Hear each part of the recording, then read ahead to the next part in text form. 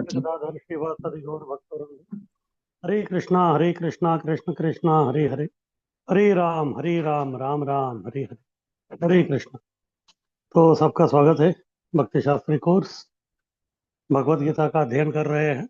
तब तक हम लोग पहला विभाग जो अध्याय 1 से अध्याय 6 है, उसमें 5 अध्याय का जो हम लोगों ने चर्चा किया है। और अभी इस विभाग का ये आखिरी अध्याय है, अध्याय 6 ध्यान योग। तो अब तक कृष्ण जो है अलग अलग प्रकार के जो योग है उसके बारे में बताते आ रहे हैं। सबसे पहले जो आत्म साक्षात्कार का योग आत्मा के बारे में बताया दूसरे अध्याय में। उसके बाद तीसरे अध्याय में जो है उन्होंने कर्म योग बताया। चौथे में उन्होंने ज्ञान योग बताया। पांचवे में जो है दिव्य ज्ञान योग कैसे है उसके बारे में बताया। फिर उसके बाद अभी जो है ध्यान योग यानी कि अष्टांग योग के बारे में वो बता रहे हैं। तो प्रश्न उठता है कि इतना सब जो है कृष्ण क्यों बता रहे हैं। कृष्ण इसीलिए बता रहे हैं कि उनको सिद्ध करना है कि सभी योगों में भक्ति जो है वो श्रेष्ठ है। तो फिर कोई पूछ सकता है कि फिर डायरेक्ट अर्जुन को वो बोल सकते थे भक्ति योगी जो है श्रेष्ठ है करके, उसके बारे में वो बोलना आरंभ कर सकते थे। लेकिन नहीं, भक्ति योग के बारे में उनका बोलना आरंभ होगा 7वें अध्याय से लेके 12वें अध्याय तक। तो फिर प्रश्न उठता है कि अगर उनको अंत में भक्ति के बारे में ही बोलना था तो फिर 7वां अध्याय में जो वो बता रहे हैं वो दूसरे अध्याय में क्यों नहीं बताए। वो इसलिए है क्योंकि अर्जुन जो है वो तैयार नहीं थे। अर्जुन जो है वो कोई योग करने के लिए या जो है वो तैयार थे ही नहीं। तो इसलिए उनको जो है एक एक करके जो है उनको एक ऑप्शन देते जा रहे हैं। आप ये करो या फिर ये करो या ये करो। अभी इस अध्याय के आखिरी श्लोक में वो बोलेंगे भक्ति योग ही किस प्रकार से श्रेष्ठ है करके। बोले तो इतना सब कंपैरिजन करने के बाद, सबको जो है तुलना करने के बाद अर्जुन ही जो है खुद समझ जाएंगे कि उनको करना क्या है।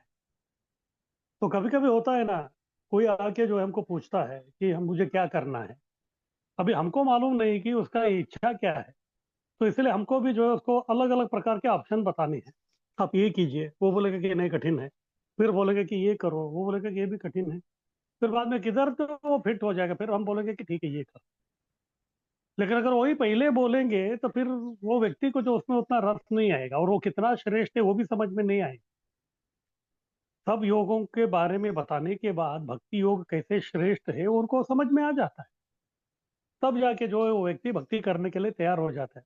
अगर आप खुद ही बोल रहे हो कि भक्ति योग श्रेष्ठ है आप करो, तो उसमें जो है उस व्यक्ति का उतना श्रद्धा नहीं आता।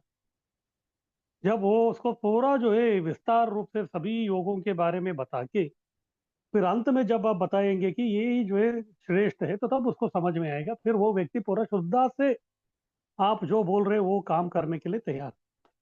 ये कृष्ण अच्छी तरह से जानते थे। इसीलिए जो है वो डायरेक्ट भक्ति योग के बारे में अर्जुन को न बताते हुए, अभी अर्जुन तो केवल इधर एक बहाना है। तो मूल रूप से जो है वो हम सब लोगों को बताना चाहते हैं कि हम लोगों को अंत में करना क्या है। हमको केवल भक्ति ही करनी है। अंत में हमको भक्ति ही करनी है, तो वही जो है उनको बताना है। लेकिन अभी जो है शायद हो सकता है कि कुछ लोग जो है कर्म कांड के प्रति आसक्त हो, कुछ लोग योग के प्रति आसक्त हो, कुछ लोग ज्ञान योग के प्रति आसक्त हो, कुछ लोग ध्यान योग के प्रति आसक्त हो। तो अलग अलग प्रकार का, यानी कि कृष्ण जो है किसी को छोड़ना नहीं चाहते। क्योंकि कम से कम ये लोग जो है आध्यात्मिक चौकट में तो आ गए। ये लोग जो है कोई भौतिकता के प्रति जो है लोग आसक्त नहीं है। ये लोग जो है आध्यात्मिकता के प्रति जो है लोग आसक्त हो गए हैं। तो इसीलिए जो है अभी कृष्ण पूरा विस्तार के साथ बता रहे हैं और इनको अलग अलग जो है योग के बारे में बताते जा रहे हैं। तो अभी एक लास्ट एक ऑप्शन उनका बाकी है, तो वो है ध्यान योग। ये ध्यान योग के बारे में वो क्यों बता रहे हैं उसका और एक कारण है। क्योंकि अर्जुन लड़ाई छोड़ के जा रहा था कहाँ, जंगल में। तो फिर जंगल में छोड़ जाके वो करेगा क्या, उनको ध्यान लगाना। तो इसीलिए उनका जो विचार है जंगल में जाके ध्यानी बनना वो किस प्रकार से अव्यवहारिक है, यानी कि वो प्रैक्टिकल नहीं है। वो अभी जो है इस अध्याय में कृष्ण उनको सिद्ध करके देंगे, क्योंकि अंतिम उनका वही इच्छा था। इसलिए मैं अलग अलग उनको बताया, लेकिन आखिरी उनके जो इच्छा थी सब छोड़ के जंगल में जाके तपस्वी बनना, तो उनको अभी बताने जा रहे हैं कि वो जो है इतना आसान नहीं है, वो किस प्रकार से कठिन है। तो उसको बताने के लिए अभी अंतिम जो है ध्यान योग को लास्ट में रखा है। तो फिर अभी उसके बारे में जो है कृष्ण बताएंगे। और ये भी जो अध्याय है अर्जुन के प्रश्न से आरंभ नहीं होता।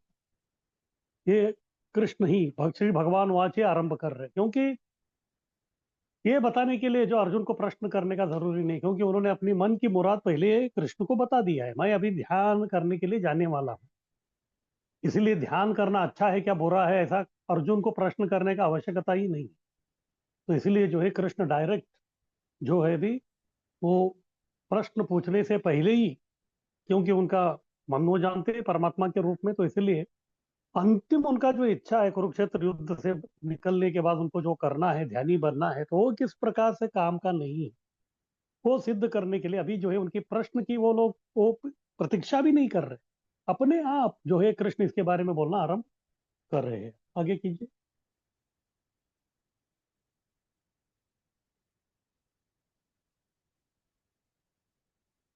अष्टांग से पहले निष्काम कर्म योग से शुद्ध होकर मन वश में करके भौतिक सुख से अनासक्त होना पड़ेगा। तो ये अष्टांग योग यानी कि जो ध्यान योग इधर छठे अध्याय में क्यों बोल रहे हैं, क्योंकि इसके पहले बहुत सारे जो है काम करने हैं, और वो सब में जो है निष्काम कर्म योग, ध्यान योग, ये सब आता है। यानी कि व्यक्ति जो है ये सब एक एक चढ़ते चढ़ते चढ़ते जो है अंत में जो है वो अष्टांग योग या फिर ध्यान योग तक आ सकता है। यानी कि ये एक प्रकार का योगा सीढ़ी है। जैसे हम सीढ़ी के ऊपर एक एक पायदान चढ़ते हैं ना, एक एक कदम, तो ऐसे ये भी जो है एक एक करके सबसे पहले व्यक्ति जो है कर्म कांड के प्रति आसक्त रहता है। फिर उसके बाद वो व्यक्ति जो है सकाम कर्म कांड करता है। उसके बाद वो निष्काम कर्म योग में आता है। फिर उसके बाद जो है वो व्यक्ति कुछ ज्ञान प्राप्त करता है, फिर दिव्य ज्ञान योग करता है। फिर उस दिव्य ज्ञान योग में कुछ तो करना चाहता है।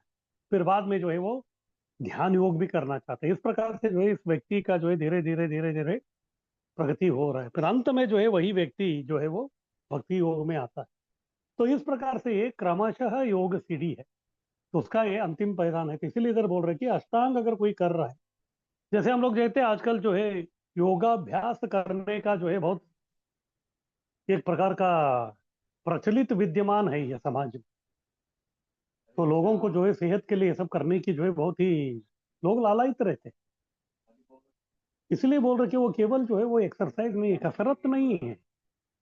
ये जो अष्टांग योग है केवल जो है आसनों का कसरत नहीं है, इसके पूर्व जो है बहुत सारे जो है पूर्वांग है उसके, वो सब पूर्वांग उनको करना है। तो इसलिए बोल रहे कि पूर्वांग क्या है अष्टांग से पहले, निष्काम कर्म योग से शुद्ध होना है, यानी कि मन और आपका अस्तित्व को शुद्ध करना है। किससे? निष्काम कर्म योग, यानी कि इस भौतिक दुनिया से आपका जो है कोई लेना देना नहीं है। फिर इस प्रकार से मन वश में करना है, फिर भौतिक सुख से अनासक्त होना पड़ेगा। तो इसलिए ये अष्टांग का आखिरी जो पैदान है, 8 अंग है, उसमें समाधि है। उसके पहले जो है यम नियम आसन प्राणायाम प्रत्याहार ध्यान धारणा और समाधि, इस प्रकार अलग अलग है। लोगों को लगता है कि अष्टांग बोले तो बस डायरेक्ट जो है वो समाधि ले लिया, नहीं। उसके पहले भी कई सारे जो है उसको प्रक्रियाएं करनी पड़ती है। आगे कीजिए।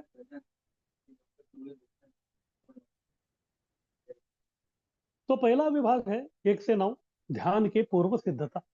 अगर कोई व्यक्ति चाहता है कि उसको ध्यान करना है, तो उसके लिए भी जो है देश काल पात्र, कौन से प्रदेश में करना है, किस समय में करना है, उसकी पात्रता क्या है, ये सब जानना बहुत जरूरी है। ऐसा नहीं कि मन में जो है इच्छा आ गया ध्यान लगाना है तो फिर अब बीच बाजार में नहीं कर सकते। उसके भी जो है कुछ पूर्व तैयारी रहता है। तो वो पूर्व तैयारी क्या क्या है इस अष्टांग का, वो 1 से 9 में बता रहे हैं। और उसमें 1 से 4 जो है निष्काम कर्म योग से ध्यान योग तक व्यक्ति को आना है। यानी कि सबसे पहले उस व्यक्ति को जो है इस भौतिक संसार से अनासक्त होना है। तो अनासक्त होने के लिए उसको निष्काम कर्म योग करना ही पड़ता है। कर्म तो करना है, लेकिन वो कर्म जो है योग होना है। योग यानी कि भगवान से जुड़ना चाहिए, या कम से कम अष्टांग योगी का परमात्मावादी व्यक्ति है ये, परमात्मा से उसको जो है भी क्रिया कर रहे हैं, उससे जो है परमात्मा से कम उसको जुड़ाना पड़ेगा। और उस पे जो है निष्काम बोले तो अपने स्वार्थ छोड़ के उसको ये सब करना, तब जाके जो व्यक्ति धीरे धीरे ध्यान योग की तरफ आ सकता है। आगे कीजिए।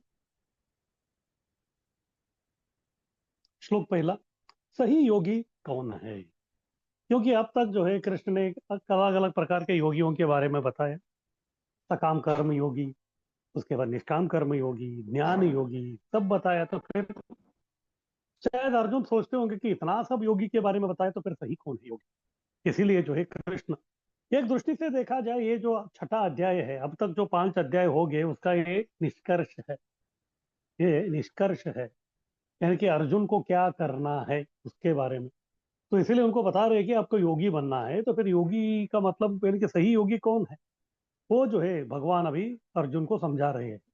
श्री भगवान उवाच अनाश्रितः कर्म फलम कार्यम कर्म करोति यः स सन्यासी च योगी च न निरग्निर्न च अक्रियः।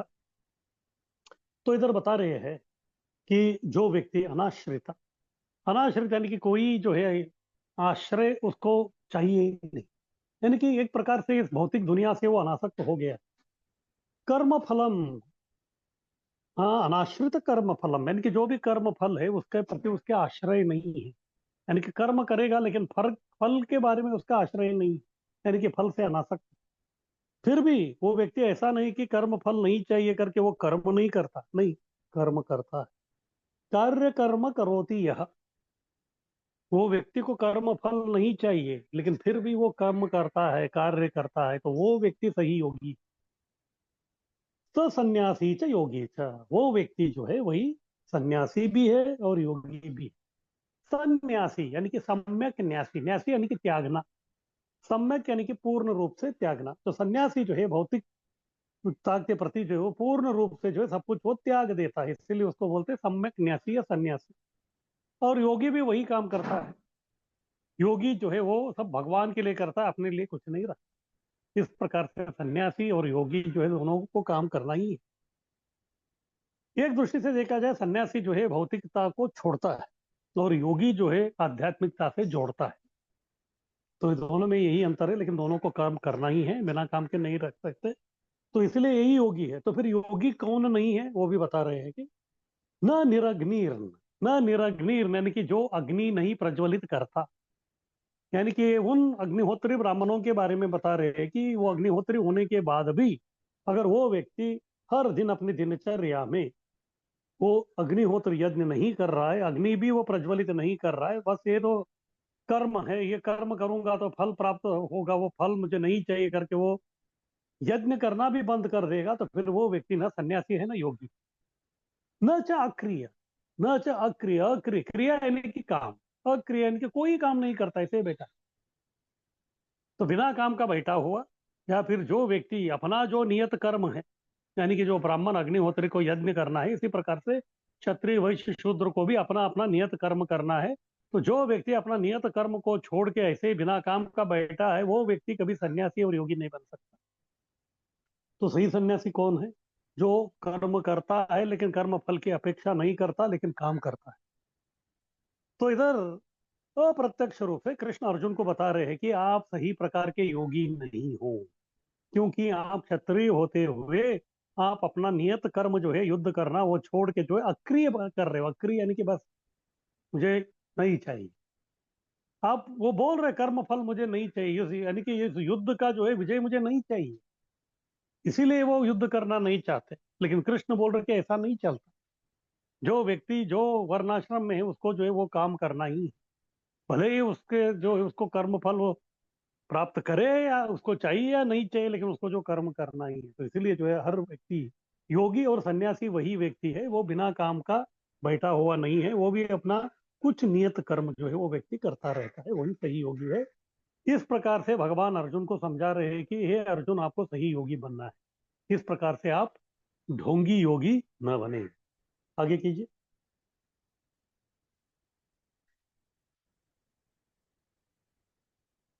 तो सही योगी कौन है?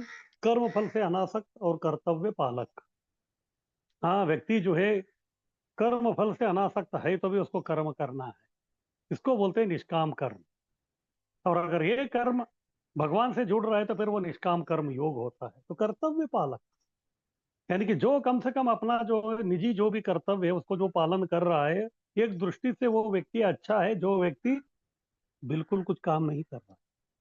क्योंकि क्या है, अंत में जो है व्यक्ति को कर्म करना ही पड़ता है। अगर कर्म नहीं करेगा तो फिर उसको जो है कुछ मिलेगा नहीं, फिर अपना आजीविका कैसे चलाएगा वो? व्यक्ति को अपना आजीविका जो है वो चलाने के लिए जो है कुछ ना कुछ जो है कर्म करना पड़ता है, और उसके जो है उसका जो श्रम जो करता है उसका श्रमिक, यानी कि जो है उसका जो तनख्वाह है या जो भी है उसको वो मिलता ही है, भले वो उसके प्रति आसक्त हो या अनासक्त हो, वो लेना अनिवार्य होता है उसको।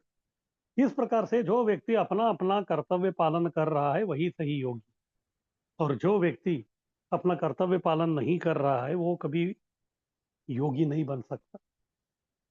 अन्य योग सरलता से कृष्ण भावना में कर सकते हैं। तो प्रभुपाद जी बता रहे कि अब तक जो अर्जुन को कृष्ण ने जो अलग अलग प्रकार के जो योग बताए, वो सभी योग जो है हम लोग बहुत ही सरलता से कृष्ण भावना में यानी कि भक्ति में कर सकते हैं।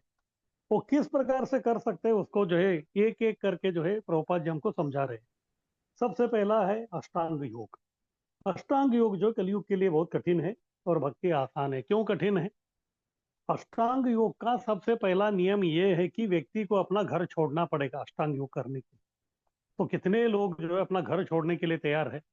घर छोड़ के जंगल में जो है उसको पेड़ के नीचे बैठना पड़ेगा। तो इसके लिए जो है कितने लोग राजी है, कितने लोग जो है तैयार है? ये तो कलयुग में जो है बहुत मुश्किल है, बहुत कठिन है। हर कोई जो इसको नहीं कर सकता। इसीलिए जो अष्टांग कलयुग के लिए बहुत ही कठिन है। ये जो है विधि अष्टांग का केवल कलयुग नहीं, इसके पहले भी सत्य युग, द्वापर युग और त्रेता युग में भी कठिन ही था। ऐसा नहीं कि वो लोगों के लिए वो आसान था। और उन युगों में और एक समस्या ये थी कि क्योंकि वो युग बहुत बड़ा था, इसलिए लोगों की आयु भी ज्यादा थी, तो इसलिए जो है लोग हजारों सालों तक वो तप करते थे। और अभी हमारा 100 साल होते हुए भी हम लोग जो है, 100 साल तो पूर्ण आयु है, उतना तो कोई जीता नहीं है। उतना होने के बाद भी जो है व्यक्ति जो है इसको नहीं कर सकता, छोटा समय है तो भी उसके लिए हम लोग बने ही नहीं। इस प्रकार से अष्टांग योग में जो हम लोग इतना कष्ट से जो प्राप्त करते हो, क्योंकि अंत में जो है अष्टांग योग में व्यक्ति को समाधि यानी कि पूरा मन को जो एकाग्र करना है, तो वही भक्त जो है कृष्ण के सेवा में जो अपना मन को एकाग्र करके समाधि को प्राप्त कर लेता है। तो जैसे प्रभुपाद जी जो है वृंदावन में मंदिर बन रहा था कृष्ण बलराम, तो तभी जो है कुछ पाश्चात्य देश के उनके जो शिष्य थे उनको जो है बोला गया कि अभी आपको वृंदावन जाना है, तो सब खुश हो गए, चलो वृंदावन जाएंगे। जानेंगे तो फिर उधर जो है बस गोस्वामी की तरह हम लोग जो है चैंटिंग करते रहेंगे, भक्ति हमारा अच्छा होगा। इस प्रकार के आइडिया से वो आए थे। लेकिन उधर जो है तभी, ये 1975 की बात है, 1975 के, तभी जो है सीमेंट और जो लोहा है वो मिलता नहीं था, तो उसका चोरी बहुत होता था। इसीलिए जो है प्रभुपाद जी एक शिष्य को जो है नियुक्त कर दिया था कि आप ये सब देखो करके अच्छी तरह। फिर बाद में जो है वो आके प्रभुपाद को जो है वो कंप्लेंट करने लगा, मुझे चैंटिंग करने के लिए नहीं हो रहा, ये है वो है। फिर बाद में प्रभुपाद जी ने बोला कि चिंता मत हो। फिर वो भी वो बोल रहा था कि मैं इस वृंदावन आया तो मुझे लगा कि इधर जो इस प्रकार से जो अच्छा भक्ति करने को मिला, लेकिन ये जो क्या है ये सब कंस्ट्रक्शन डिपार्टमेंट में मुझे डाल दिया। तब प्रभुपाद जी ने उनको बोल दिया, वर्क नाउ समाधि लेटर, यानी कि आप जो अभी काम कीजिए, समाधि जो अपने आप बाद में वो आ जाएगा। तो इस प्रकार से जो है भक्ति में जो है आप जो कर्म कर रहे हैं उसमें जो है आप कृष्ण के लिए कर रहे हैं, गुरु के लिए कर रहे हैं, तो इस प्रकार से वही समाधि, जो कार्य हम लोग कर रहे हैं क्योंकि तल्लीनता से हम लोग कर रहे हैं। अगर भगवान के लिए कुकिंग कर रहे हैं तो फिर हमारा मन और भावना यही है कि कुकिंग हम भगवान के लिए कर रहे हैं। इस प्रकार से वो एक प्रकार का वो क्या बोलते हैं, समाधि ही है। और इस प्रकार का काम करना जो है भक्ति में जो है बहुत आसान है। वही जो है अष्टांग ये करना जो है बहुत ही कठिन है। आगे कीजिए।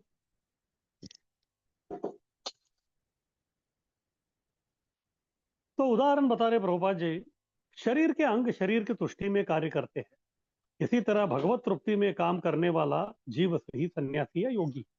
जैसे हमारा शरीर है, शरीर के जो अलग अलग प्रकार के अंग है, अलग अलग प्रकार के अंग जो है नाना प्रकार के काम करते हैं। आंख देखता है, फिर हाथ जो है काम करता है, पैर चलते हैं, आंख सूंघता है। इस प्रकार से जो है सब लोग अलग अलग काम करते हैं, लेकिन उनका केवल एक ही हेतु है सभी अंगों का, क्या? इस शरीर को तुष्ट करना। शारीरिक तुष्टि हेतु ही सभी शरीर के जो अंग है वो काम करते हैं। तो उसी प्रकार से भगवत तृप्ति में ही हमको जो है काम करना है। तो भगवत तृप्ति के लिए जब हम काम करते हैं तो फिर वो जो जीवात्मा है वो सही तरीके से सन्यासी है और योगी है। सन्यासी इसीलिए है क्योंकि वो स्वार्थी नहीं है, और योगी इसीलिए है क्योंकि वो भगवान से जुड़ा हुआ है, क्योंकि काम जो है वो भगवान के लिए कर रहा है। इस प्रकार से सही योगी और सही सन्यासी बनने के लिए व्यक्ति को जो है कृष्ण से अपना संपर्क रखना अनिवार्य है। जब तक जीवात्मा परम पुरुष भगवान के संपर्क में नहीं आता तब तक जो है वो न सन्यासी बन सकता है न योगी बन सकता है। अष्टांग योगी अपने स्वार्थ के लिए करता है, पर भक्त भगवान के लिए करता है। अष्टांग योगी जो इतना सब कर रहा है, वो किसके लिए कर रहा है? अपने लिए कर रहा है। देखिए, ये जो बाकी जितने भी जो योग है ना, उनका एक कमी है। क्या कमी है? उधर जो भी व्यक्ति जो योग कर रहा है, वो केवल अपने लिए कर रहा है, दूसरों के लिए नहीं कर रहा। अगर कोई कर्मकांड कर रहा है, यानी कि कोई जो है पूजा या अनुष्ठान कर रहा है, तो उससे फायदा किसका होगा? उसको होगा, और दूसरे को नहीं होगा वो। या फिर अगर कोई जो है ज्ञान का अनुशीलन कर रहा है, अलग अलग प्रकार का जो है शास्त्र पढ़ रहा है, तो फिर फायदा किसका होगा? केवल उसका होगा, और किसी का नहीं होगा।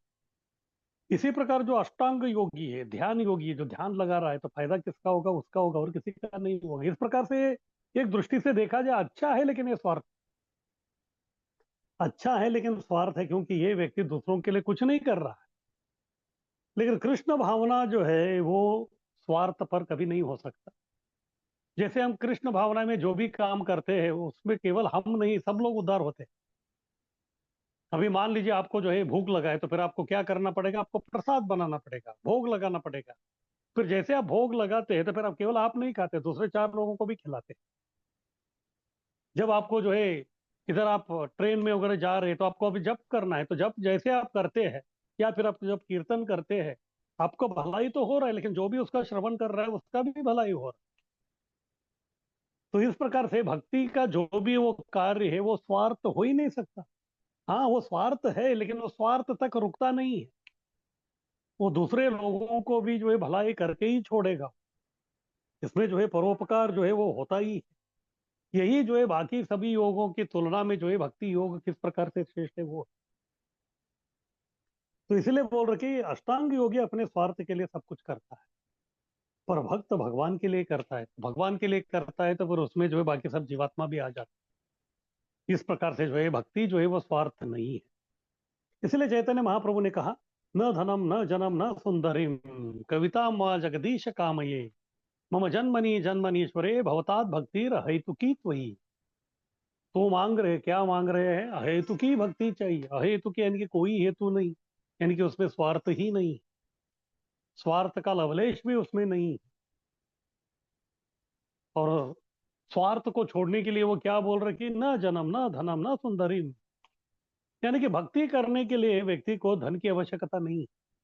धन है तभी वो व्यक्ति भक्ति करेगा, ऐसा नहीं। या जन, यानी कि आपके जो चार शिष्य है तभी आप भक्ति करेंगे, ऐसा भी नहीं।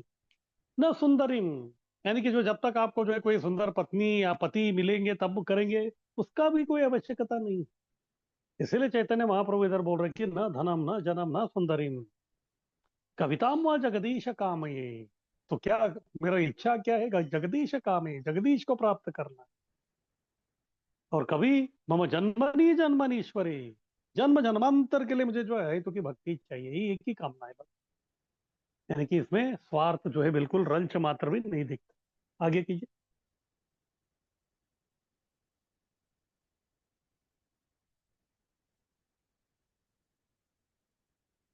तो इसके विपरीत मायावादी सन्यासी जो है, तो उनका क्या है? अपने को कर्तव्य मुक्त मानकर अग्निहोत्र भी न करके ब्रह्मलीन होना उनका स्वार्थ है। फिर से मायावादी लोग जो है वो भी स्वार्थी है, क्योंकि वो सब कुछ जो करते हैं अपने लिए करते हैं, दूसरों के लिए वो करते ही नहीं। तो क्या करते हैं ये लोग?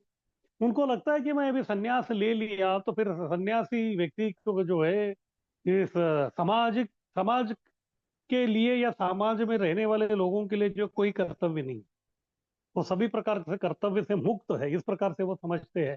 इस प्रकार से वो लोग कम से कम अग्निहोत्र कर तो करना चाहिए हर दिन, वो भी नहीं करते। लेकिन इच्छा क्या है? ब्रह्मलीन होना। ब्रह्मलीन क्यों होना चाहते हैं? क्योंकि उनको कोई सेवा करने की इच्छा नहीं, किसी की भी सेवा करने की इच्छा नहीं है, क्योंकि वो अपना असली स्वरूप नहीं जानते। जीवात्मा का असली स्वरूप है, जीवेर स्वरूप है कृष्णेर नित्य दास, वो किसी के दास बनना ही नहीं चाहते। इसलिए एक मायावादी दूसरे मायावादी से जब मिलते हैं, तो तभी वो बोलते हैं नमो नारायण, यानी कि आप नारायण है, मैं भी नारायण हूँ।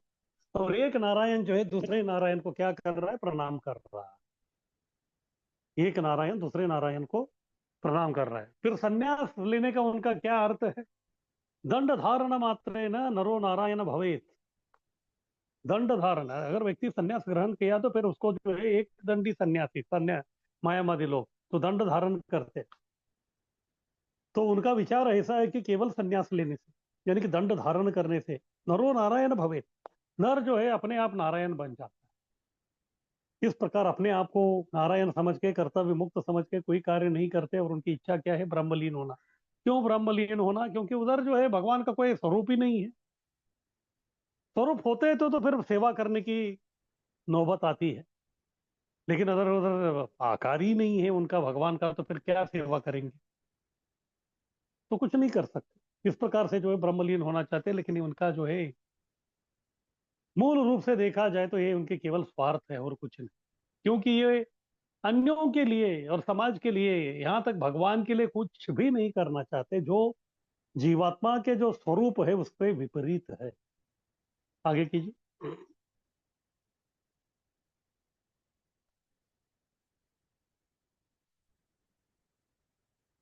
अभी है श्लोक 2। योगी भोग भाव को त्यागता है।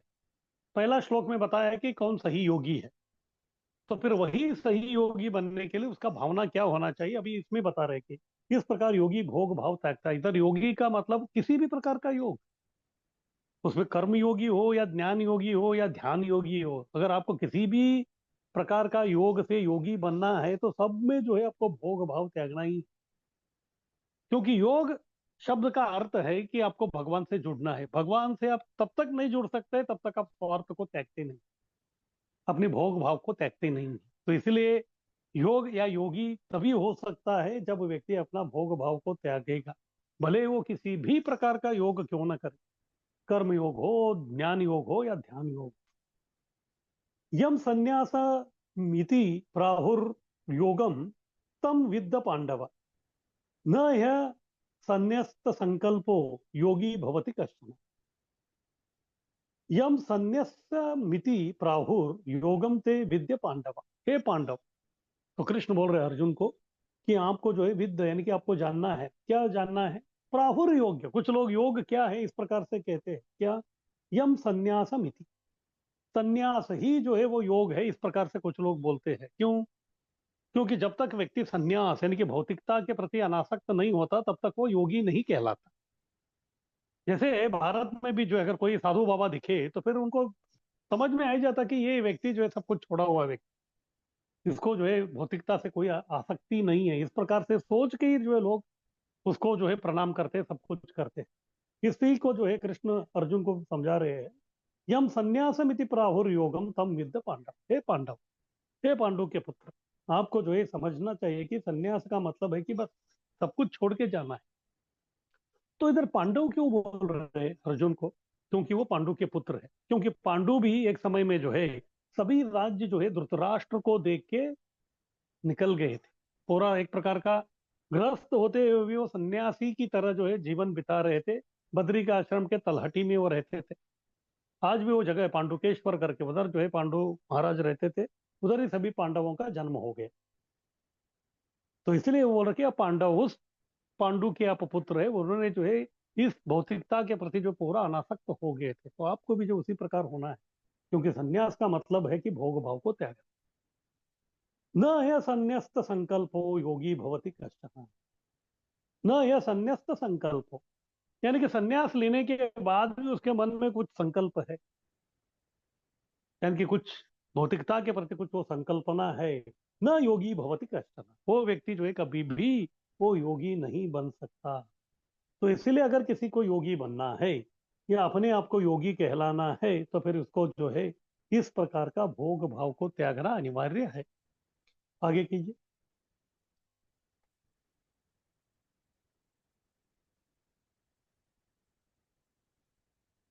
तो कृष्ण अब संन्यास तथा योग का संबंध क्या है वो बता रहे हैं। तो जैसे मैं बता रहा था, संन्यास यानी कि भौतिकता से संन्यास यानी कि अनासक्त, योग यानी कि जोड़ना। एक है छोड़ना और एक है जोड़ना। तो ये दोनों का क्या संबंध है उसको जो अभी कृष्ण इधर बता रहे हैं। सन्यासी तथा योगी दोनों को भोग त्यागना होगा। भले अगर किसी को सन्यासी बनना है या फिर योगी बनना है तो दोनों को जो है भौतिक भोग को त्यागना पड़ेगा। सन्यासी जो है जब तक वो अनासक्त नहीं होता तब तक वो सन्यासी नहीं बन सकता। और किसी को योगी बनना है यानी कि भगवान से जोड़ना है, तो वो व्यक्ति को भी स्वार्थ छोड़ना ही पड़ेगा। यानी कि दोनों व्यक्ति, सन्यासी हो या फिर योगी हो, उनको जो है भौतिकता के प्रति अनासक्ति का प्रदर्शन करना अनिवार्य है। वैरागी बन के व्यक्ति सन्यासी बनता है, वैसे ही योगी भोग त्यागने के बाद योग कर सकता है। हम सन्यासी या फिर बाहरी दुनिया में भी हम देखते हैं, भले कोई भी संघ क्यों ना हो, तो वो लोग भी जो है वो कौन व्यक्ति को सन्यास देते हैं, तो सबसे पहले उसको परखते हैं जिसको सन्यास लेना है। तो क्या परखते हैं? वो यही परखते हैं कि वो व्यक्ति कितना बैरागी है, वो व्यक्ति भौतिकता के प्रति जो है कितना अनासक्त है, कितना वैराग्य का प्रदर्शन कर रहा है। जब उनको लगता है कि ये व्यक्ति अभी पूर्ण रूप से भौतिकता से वैरागी हो गया है, तो फिर तभी जो है वो सन्यासी बन सकता है, अन्यथा उसको जो है सन्यास नहीं देते। तो इसी प्रकार से योगी भी जो है जब तक वो भोग का भाव यानी कि स्वार्थ को नहीं छोड़ता, तब तक वो योग करने के लिए लायक ही नहीं है, या योग में वो प्रवेश कर ही नहीं सकता। तो इस प्रकार भले ही व्यक्ति सन्यासी हो या योगी हो, दोनों को जो है भौतिक अनासक्ति जरूरी है। कृष्ण भक्त सभी इंद्रियां भक्ति में लगाने के कारण वह योगी भी है और तथा सन्यासी भी है। अभी ये बहुत जो अलग अलग प्रकार के जो भगवत गीता के जो श्लोक है, उसमें कृष्ण जो है नाना प्रकार के योग के बारे में बताते हैं। अभी इस अध्याय में वो अष्टांग योग के बारे में बता रहे हैं, लेकिन प्रभुपाद जी जो है अपने तात्पर्य में सभी प्रकार के योग को, वही योग को भक्ति योग में हम आसानी से कैसे कर सकते हैं, हर एक अपने तात्पर्य में यही बताते हैं। यानी कि प्रभुपाद जी हमको ये बताना चाहते हैं कि आपको जो है भक्ति छोड़ के अन्य कोई सी भी प्रकार का योग करने का जरूरत नहीं है। अगर आसानी से भक्ति में ये सब काम हो रहा है, तो फिर इतना कठिनतम जो योग है उसको आप क्यों अपना रहे हैं? ना आपके पास जो है उतना समय है, ना आयु है, ना शक्ति है, तो इसीलिए जो है समय क्यों व्यर्थ गवा रहे हैं? तो इसीलिए बोल रहे हैं कि सन्यासी और योगी का मतलब क्या है? जो व्यक्ति सब कुछ छोड़ा है, क्यों छोड़ा है? क्योंकि उसके इंद्रिय कंट्रोल में, इंद्रिय सब वश में है, तभी व्यक्ति सब छोड़ेगा। तो इसी प्रकार से कृष्ण भक्त के भी जो सब इंद्रिय उसके वश में है, क्योंकि वो सभी इंद्रियों को कृष्ण के सेवा में लगाया है। कृष्ण भक्त सभी इंद्रियों भक्ति में लगाने के कारण वो योगी भी है और सन्यासी दोनों है। यानी कि भक्त को जो है सेपरेटली, प्रत्येक रूप से जो उसको योगी बनना या फिर जो है उसको सन्यासी बनने का आवश्यकता नहीं है। जैसे वो भक्ति आरंभ कर देता है, तो फिर वो व्यक्ति अपने आप सन्यासी और योगी बन ही जाता है। क्योंकि ज्ञान का लक्ष्य ज्ञान योग तथा इंद्रिय निग्रह अष्टांग योग दोनों स्वयं भक्ति में हो जाते हैं। तो ज्ञान योग वाले क्या करते हैं? ज्ञान योग वालों का लक्ष्य है अलग अलग प्रकार का ज्ञान का अनुशीलन करते हुए लक्ष्य को समझ जाते हैं। तो अंतिम जो है वेदों जो ज्ञान है उसका अंतिम लक्ष्य क्या है? वेदैश्च सर्वैरहमेव वेद्य, कृष्ण गीता में ही बोलते हैं। सभी प्रकार का ज्ञान शास्त्र जो भी है उसका अंतिम लक्ष्य जो है भगवान ही है, वो उसको जानना चाहिए।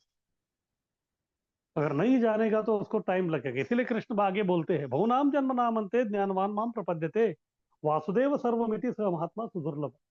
अनेक जन्म जन्मांतर तक वो व्यक्ति जो है ज्ञानी व्यक्ति ज्ञान का अनुशीलन करते करते करते एक दिन उसको समझ में आ जाता है कि सर्वोपरि वासुदेव ही है। वासुदेव के अलावा जो है इस संसार में जो है और कोई कार्य कारण जो है बिल्कुल है ही नहीं। तब जाके जो फिर से वो भक्ति करने लगता है, वही जो है भक्त पहले से ही कर रहा है। और इसी प्रकार इंद्रिय निग्रह अष्टांग योग में यम और नियम, अष्टांग के पहले जो दो है वो यम और नियम। यम और नियम जो है वो इंद्रिय, इंद्रिय दोनों है, स्थूल इंद्रिय और सूक्ष्म इंद्रिय दोनों को कंट्रोल करना है। लेकिन वो बहुत कठिन है। लेकिन भक्ति में वो आसान है, क्योंकि इंद्रिय और मन को जो हम लोग कृष्ण के सेवा में लगा देते अपने आप कंट्रोल हो जाते हैं। इसीलिए क्योंकि ज्ञान का लक्ष्य ज्ञान योग तथा इंद्रिय निग्रह अष्टांग योग दोनों स्वयं भक्ति में हो जाते हैं, तो हमको जो है प्रत्येक रूप से जो है इसके बारे में सोचना या इसके बारे में जो है कार्यवाही करना का कोई आवश्यकता नहीं है। आगे कीजिए।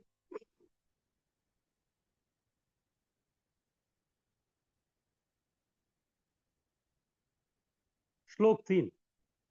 अभी जो है इतना सब बता दिया कृष्ण ने अर्जुन को, यानी कि आपको सही योगी बनना है। तो सही योगी बनने के लिए उनको क्या करना पड़ेगा? उनको अनासक्त होना चाहिए। वो उनका नहीं हो रहा है, इसलिए वो विषाद कर रहे हैं। तो कृष्ण को भी ऐसे लग रहा है कि चलो इतना सब बोलने के बाद जो है शायद अर्जुन थोड़ा सिद्ध हो गए होंगे इसके बारे में सुनने के लिए। तो इसलिए अभी ये ध्यान योग क्या है, अष्टांग योग क्या है, उसका जो है एक पूर्व परिचय वो दे रहे हैं। तो वो बता रहे हैं कि ये जो अष्टांग योग है इसमें जो है दो स्तर है। एक जो है नव साधक का स्तर है, और एक जो है उन्नत, जो ऊपर वाला जो योग सिद्ध है उनका स्तर है। तो उसके बारे में बता रहे हैं कि योग के जो है अष्टांग योग के दो स्तर है। एक स्टार्टिंग जो व्यक्ति नव साधक, अभी अभी उन्होंने अष्टांग योग चालू किया है वो, और उसके लिए क्या क्या जरूरत है वो सब अभी बताएंगे। फिर दूसरा, एक लेवल में जब वो आ जाता है तो फिर उसमें जो है वो एक प्रकार का वो प्रवीण बन जाता है, निपुण बन जाता है।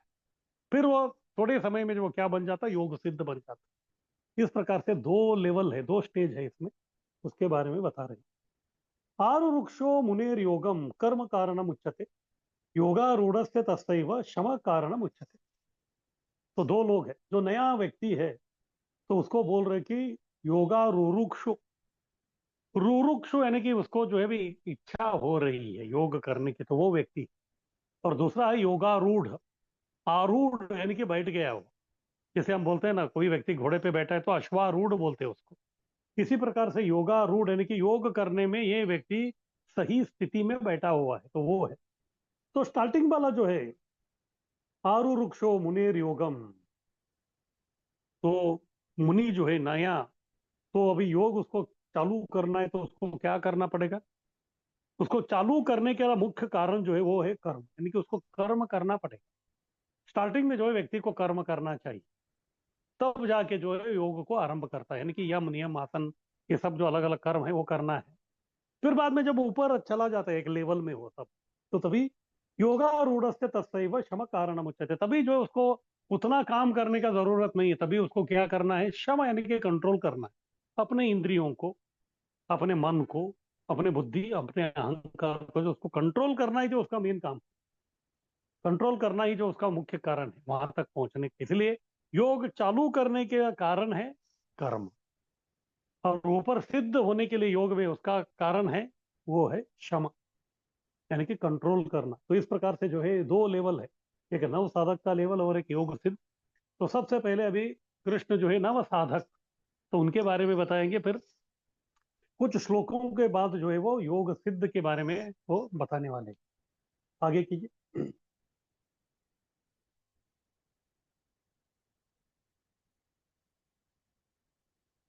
योगा रुरुक्षु यानी कि नव साधक, तो उसको क्या करना है? स्टार्टिंग में सबसे पहले उसको निष्काम कर्म योग करना है। सबसे पहले अपना जो कर्म है उसमें स्वार्थ को निकालना है। स्वार्थ जब निकलेगा तभी वो निष्काम होगा, स्वार्थ है तो फिर वो सकाम होगा। इतना ही नहीं, उसको कर्म तो करना है लेकिन वो योग होना चाहिए, यानी कि वो किसके लिए करना है? भगवान के लिए। निष्काम यानी कि स्वार्थ रहित, इच्छा छोड़ के उसको कर्म केवल भगवान से करना है, जो उनको भगवान के संपर्क में लेके आता है। ये काम करना, ये काम चालू करने से वो नवसाधक बनता है, अन्यथा वो नवसाधक बन भी नहीं सकता। फिर उसके बाद वो व्यक्ति जो उसमें धीरे धीरे अष्टांग योग को लाना पड़ेगा। और इनका कर्म जो है वो साधन है। तो ये लोग नए साधक है तो इनको जो है साधन करना है। साधन करते करते जो है वो लोग एक दिन सिद्ध बनेंगे। तो इसलिए इंग्लिश में बोलते हैं practice makes man perfect. Practice makes man perfect यानी कि प्रैक्टिस यानी कि साधना, जितना वो व्यक्ति साधना करेगा करेगा वो परफेक्ट यानी कि सिद्ध बनेगा, योग सिद्ध। तो इस प्रकार से ये जो व्यक्ति जो अभी अभी योगा करना आरंभ कर दिया है, तो उसको केवल जो अपना कर्म करना ही है उसको। तो विधि क्या है? यम नियम आसन प्राणायाम में मन निग्रह करना है। ये जो 8 अंग है उसमें जो है स्टार्टिंग के जो है 4-5 अंग जो है उनको करना ही है। सबसे पहले यम नियम, यम नियम यानी कि डूज एंड डोंट्स। हाँ, तो कुछ जो चीजें हैं वो करनी ही है और कुछ चीजें जो है वो करनी नहीं है। विधि और निषेध, उसको करना है। जब वो पालन करेगा उसके बाद जो है वो व्यक्ति आसन करने के लिए योग्य बनता है। लेकिन आजकल हम लोग देखते हैं, लोग जो है यम नियम तो उनका कोई कंट्रोल में नहीं है, तो फिर योगा करना चाहते हैं, आसन चालू कर देते हैं वो लोग। उससे आसन नहीं होता, उससे आसन नहीं होता। उसके पैर पूर्व जो है व्यक्ति को अपना स्वार्थ पर इच्छा को सब छोड़ के मन मन को जो है शांत करके सब करना पड़ता है। फिर उसके बाद जो है प्राणायाम। आसन जो है वो स्थूल इंद्रियों के लिए है, फिर प्राणायाम जो है वो सूक्ष्म इंद्रियों के लिए, मन बुद्धि अहंकार। तो इस प्रकार से वो व्यक्ति जो है मन निग्रह करेगा। फिर बाद में प्रत्याहार में इंद्रियों को विषय से दूर रखेगा। जब मन कंट्रोल में आ जाता है, फिर बाद में वो अपने इंद्रियों के गुलाम नहीं बनता, इंद्रियों को कंट्रोल कर सकता है। अगर इंद्रियों को जो चीज चाहिए उससे उसको परहेज कर देगा, वो बोला कि नहीं। अगर इंद्रियों के लिए कोई चीज आहार है तो फिर वो व्यक्ति उसको बंद करके प्रत्याहार करेगा, प्रति आहार नहीं, उनको नहीं देगा वो। इस प्रकार से जो है अपनी इंद्रियों को, मन को वो व्यक्ति काबू कर सकता है। फिर वैरागी बनकर धारणा करेंगे, तब जो है दूसरे स्तर पर आएगा। इस प्रकार से इंद्रियों को कंट्रोल करने के कारण, इंद्रियों के विषय वस्तुओं को कंट्रोल करने के कारण, मन को कंट्रोल कारण करने के कारण ये व्यक्ति वैराग्य आ जाता है। उसको भौतिकता के प्रति अनासक्त होता है तो फिर वैरागी बन जाता है। इस प्रकार जब वो वैरागी बनता है तो तभी जो है धारणा, यानी कि मन में जो है परमात्मा को वो धारण कर सकता है। परमात्मा का जो स्वरूप है उसको जो है वो धारण कर सकता है। तब जो है वो व्यक्ति का नव साधक, यानी कि आरूरुक्ष जो स्टेज है, पहला स्टेज, वो खत्म होता है, क्योंकि वो योग सिद्ध अवस्था में चला जाता है। फिर धारणा के बाद जो है ध्यान और समाधि दो ही है। यानी कि योग सिद्ध जो व्यक्ति है वो क्या करता है, केवल धारणा, ध्यान और समाधि करता है। ध्यान और समाधि में आपका भौतिक क्रिया या मन की क्रिया करने की कोई आवश्यकता नहीं। वो सब इंद्रियों की और मन की जो काम है वो नव साधक, इसके पहले वाले जो 6 अंग है अष्टांग के, उसी में जो करना है। यानी कि 8 अंग में पहले जो 6 अंग है वो नव साधक के है, और आखिरी जो 2 है वो योगारूढ़, यानी कि योग सिद्ध के। आगे कीजिए।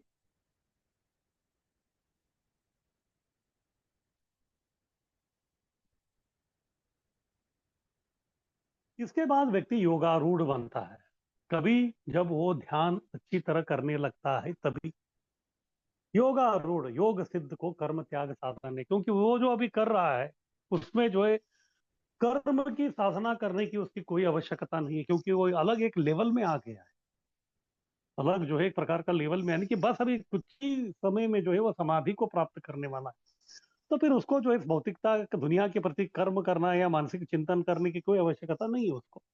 तो विधि क्या है इनका? जब प्रत्याहार में इंद्रिया वश में होंगे तब कर्म की आवश्यकता नहीं होगी। जब वो प्रत्याहार कर रहा है, प्रत्याहार करके जो इंद्रियों को निग्रह कर लिया है, तो इंद्रियों के कारण ही या इंद्रियों के माध्यम से ही हमको कर्म करना पड़ता है। लेकिन वही इंद्रिय हमारे कब्जे में है, तो हमारे काबू में है, हमारे नियंत्रण में है, तो फिर हम उनको बोल सकते हैं कि अभी कर्म करने का जरूरी नहीं आपको। तो फिर वो कर्म नहीं करेंगे। इस प्रकार से जो उस व्यक्ति को कर्म करने की आवश्यकता नहीं होगी। वैरागी बनकर धारणा किया व्यक्ति का अविचल ध्यान हो। जब व्यक्ति वैरागी बन जाता है इस प्रकार, फिर बाद में जो है मन में जो उसने धारणा कर लिया भगवान का, तो फिर वही जो है धारणा धीरे धीरे कॉन्सेंट्रेट होते होते, केंद्रीकृत या एकाग्र होते होते वही जो है क्या हो जाता है, अविचल ध्यान हो जाता है। धारणा के समय में जो है कभी कभी जो है व्यक्ति जब मन लगाना चाहता है तो मन एकाग्र हो सकता है, नहीं हो सकता है। जैसे पुराने जमाने में जो एंटेना वगैरह थे ना, तो कभी कभी जो हवा के झोंके से एंटेना थोड़ा हिलता था तो फिर वो सिग्नल बराबर नहीं आता। तो इस प्रकार से जो है इसके मन के पटल में भी जो है भगवान का जो स्वरूप है कभी आते ही नहीं जाता। इस प्रकार से धारण करने की वो कोशिश करता है। लेकिन जब एंटेना जो बराबर आप घुमाएंगे और उसको पूरा फिक्स करेंगे, तो तभी जो है कितना भी आंधी तूफान क्यों ना आए वो नहीं हिलेगा। तभी जो है आपको आपके टीवी के स्क्रीन पे जो है बराबर दिखे। इसी प्रकार से ये व्यक्ति जब थोड़ा बड़ा हो जाता है, तो जब धारणा से ध्यान की अवस्था में जब वो आ जाता है तो फिर जो है पूरा विचल ध्यान हो जाता है। ध्यान पूर्ण केंद्रित होकर समाधि पाएगा। जब ध्यान जो है पूरा एकाग्र हो जाएगा, पूरा उसमें तल्लीन हो जाएगा वो व्यक्ति, फिर वो जो है समाधि, यानी कि सम्यक धी, उसका धी यानी कि बुद्धि, बुद्धि यानी कि मन बुद्धि अहंकार तीनों जो है सम्यक, यानी कि सही तरीके से जो है वो लग गए हैं कहाँ, भगवान में। तब वो व्यक्ति को हम कह सकते हैं कि वो व्यक्ति ने समाधि प्राप्त किया है। समाधि में पूर्ण रूप से परम सत्य पर मन केंद्रित करेगा। समाधि वो अवस्था है तभी जो है वो पूर्ण रूप से जो है भगवान के ऊपर तल्लीन हो जाता है, एकाग्र हो जाता है।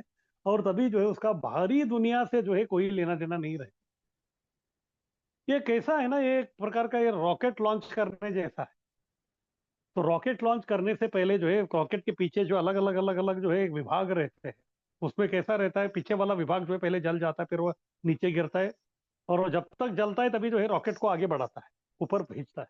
फिर उसके बाद दूसरे को आग लगता है, वो भी जो है उसको पुश करता है ऊपर, फिर वो गिर जाता है।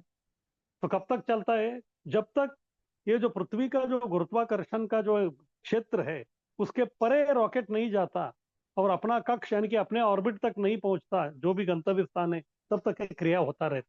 और एक बार वो उधर चला गया तो फिर बाद में जो है ये सब वो ईंधन जो है इसको तो ये सब जलाने का जो कोई आवश्यकता नहीं। तो अभी अपना स्थान में वो आ गया तो फिर अपने आप जो है वो पृथ्वी की पूरा चारों दिशा में जो है वो भ्रमण करना आरंभ कर देता है। तो इसी प्रकार ये अष्टांग योग, ये नव साधक के लिए जो भी वस्तुएं हैं वो केवल यही है कि अंत में ये व्यक्ति ध्यान और समाधि तक पहुंच जाए। इस प्रकार से जो है ये व्यक्ति समाधि में पूर्ण रूप से परम सत्य पर अपना मन केंद्रित कर देता है, तब उसको हम कहते हैं कि ये योगारूढ़ है, यानी कि योग सिद्ध है।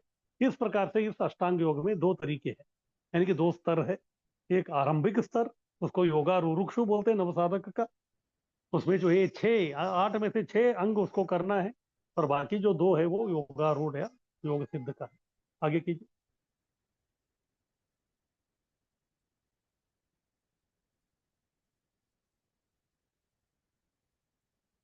तो अभी ध्यान तो लगाना है।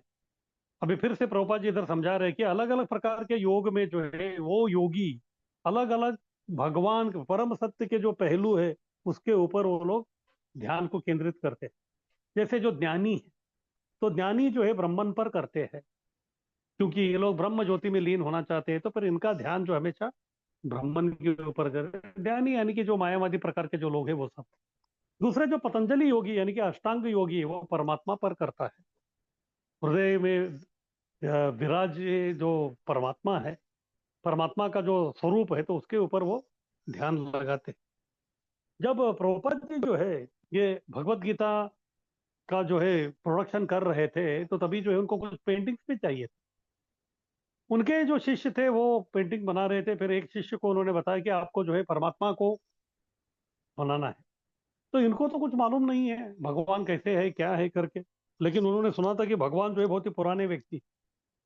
फिर बाद में कुछ समय के बाद जो है प्रभुपाद जी आके पूछे कि हो गया क्या पेंटिंग, उन्होंने बोला कि हो गया। प्रभुपाद ने बोला कि ठीक है दिखाइए। तो जब प्रभुपाद जी ने देखा तो कोई एक व्यक्ति था, उसका जो है शरीर जो है पूरा शिथिल हो गया था, पूरा जो है दाढ़ी वाड़ी ऐसे थे, आंख अंदर गए। तो इस प्रकार जो है बहुत ही अकराल विकराल दिख रहा था। प्रभुपाद जी ने पूछा कि ये है कौन। फिर वो जो पेंटर थे वो बोल रहे थे कि प्रभुपाद यही जो भगवान है। प्रभुपाद ने पूछा कि आप ऐसा क्यों बनाए हैं, उन्होंने बोला कि he is the oldest person. इस पूरा सृष्टि जो है उसमें जो है ये व्यक्ति बहुत पुराना है, तो फिर पुराना व्यक्ति ऐसे ही दिखता है। फिर बाद में प्रभुपाद ने समझाया कि नहीं नहीं ऐसा नहीं है। तो इस प्रकार से वो है। फिर उसके बाद दूसरे को उन्होंने बताया था कि आपको परमात्मा का जो है चित्र बनाना है। तो उनको तो कुछ समझ में नहीं आया। फिर बाद में प्रभुपाद ने उनको समझाया कि परमात्मा किस प्रकार से दिखते हैं। वो सब बताने के बाद जो है उन्होंने परमात्मा का यानी कि जो नारायण स्वरूप है उसको जो है उन्होंने चित्रित किया। तो इस प्रकार से ये जो पतंजलि हो गया वो जो परमात्मा का स्वरूप है उसके ऊपर ध्यान लगाते हैं। तो फिर भक्त क्या करते हैं, भगवान त्रिभंग ललित श्याम सुंदर जो स्वरूप है उसके ऊपर जो है वो हमेशा ध्यान करते हैं। इस प्रकार से वही परम सत्य के तीन अलग अलग पहलू के ऊपर अलग अलग योगी जो है अपना ध्यान केंद्रित करते हैं। लेकिन उनका गंतव्य एक समान नहीं, गंतव्य अलग अलग है।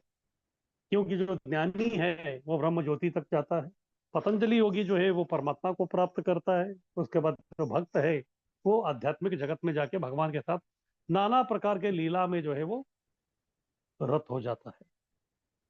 भक्त आरंभ से मन कृष्ण पर लगाकर समाधि का सिद्धावस्था का अभ्यास करता है। तो इधर अष्टांग योग को बताया कि पहले जो है कई वर्षों तक उसको जो है पहले छह अंग के ऊपर जो है नियंत्रण करना है, उसके बाद लास्ट वाला दो आएगा। लेकिन भक्ति ऐसा नहीं है। भक्त जो है डायरेक्ट ध्यान यानी कि पहले छह को छोड़ के सातवें पहुंच जाता है ध्यान। तो भक्त को बताया गया कि हर दिन बैठ के जो है जप करना है, तो जप क्या है, वो तो ध्यान ही है। और जब वो जप जो है पूरा एक एकाग्र हो जाता है तो फिर अपने आप वो समाधि में आ जाता है व्यक्ति।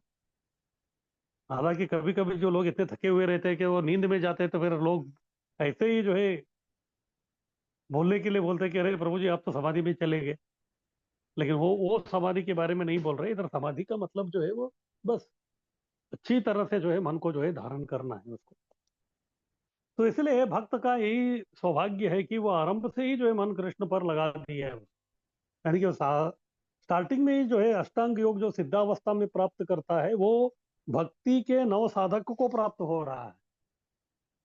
तो भक्ति के जो है नव साधक को जो है वो प्राप्त हो रहा है, यानी कि जो है भक्ति कैसे श्रेष्ठ है उसको जो है इधर बता रहे हैं। भक्ति आसान भी है और श्रेष्ठ भी है, क्योंकि समाधि का सिद्धावस्था का अभ्यास वो पहले दिन से ही करता है। आगे कीजिए।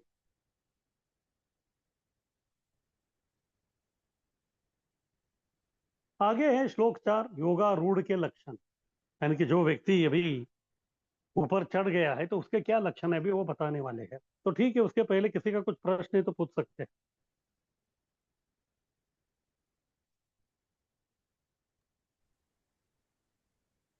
हरे कृष्णा बोलिए, दंडवत प्रणाम। हाँ हरि बोल। हाँ, हरे कृष्णा बोलिए, दंडवत प्रणाम। प्रभु हाँ जी, बोलो प्रभु। अभी हम गौड़ीय, हाँ, गौड़ीय वैष्णव है।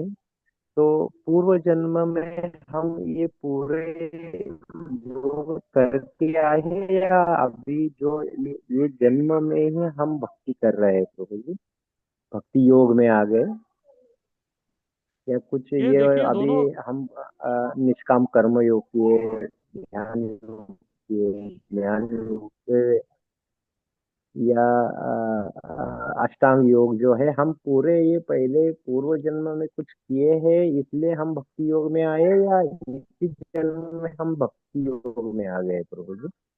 हरे कृष्ण। तो इसमें दोनों हो सकता है। हो सकता है कि पिछले जन्म में जो है कोई कर्म योगी हो या निष्काम योगी हो, फिर बाद में वो ध्यान योगी बने या फिर अष्टांग योगी बने। तो उसके बाद जो है उसको भक्ति में प्रवेश मिलना था, लेकिन तब तक जो उसकी आयु चल गई, फिर इसीलिए जो है उसको हम्म, डायरेक्ट जो है उसमें मिल के, जैसे नारद जी। नारद जी जो है पिछले जन्म में जो है दासी पुत्र थे, तो तभी जो है उन्हें पूर्ण रूप से अपना भक्ति नहीं कर पाए, तो फिर अगले कल्प में जो है ब्रह्मा जी के मानस पुत्र के रूप में वो आ गए। इस प्रकार से भी हो सकता है। या फिर ऐसे हो सकता है कि कभी कभी जो है भगवान और भक्तों की जो है असीम कृपा से जो व्यक्ति पिछले जन्मों में जो है कभी भी जो है इस प्रकार का कोई अच्छे काम नहीं किया है, बहुत ही बोलो तो वो योग्य है ही भी नहीं। ये कृष्ण और गुरु की जो है कृपा इतनी तगड़ी रहती है, इतनी जो है बलशाली रहती है कि वो व्यक्ति भी जो है भक्ति करना आरंभ कर देता है। इसलिए जो है ये दोनों तरीके से होता है, इसलिए हम नहीं समझ सकते कि कौन व्यक्ति जो है कहाँ से और कैसे आ गया। वो कुछ एक दृष्टि में उधर आने के बाद कोई मायना नहीं रखता व्यक्ति का। जैसे कॉलेज में हम लोग देखते हैं, हम्म, अगर किसी को जो है मेडिकल कॉलेज में एडमिशन लेना है तो उसमें दो कैटेगरी के लोग हैं। तो कुछ लोग जो है बहुत ही अच्छा जो है पढ़ाई वढ़ाई करके जो है वो लोग क्या किया है, तो एंट्रेंस एग्जाम दिया है, सब कुछ ये पास करके जो है वो मेरिट में जो है उनको वो सीट मिला है। और कुछ लोगों को जो है मेरिट नहीं मिला है, लेकिन उनके ऊपर जो है उनके पिताजी का जो है पूरा कृपा है, तो वो लोग क्या करते, डोनेशन दे देते, फिर वो आ जाते।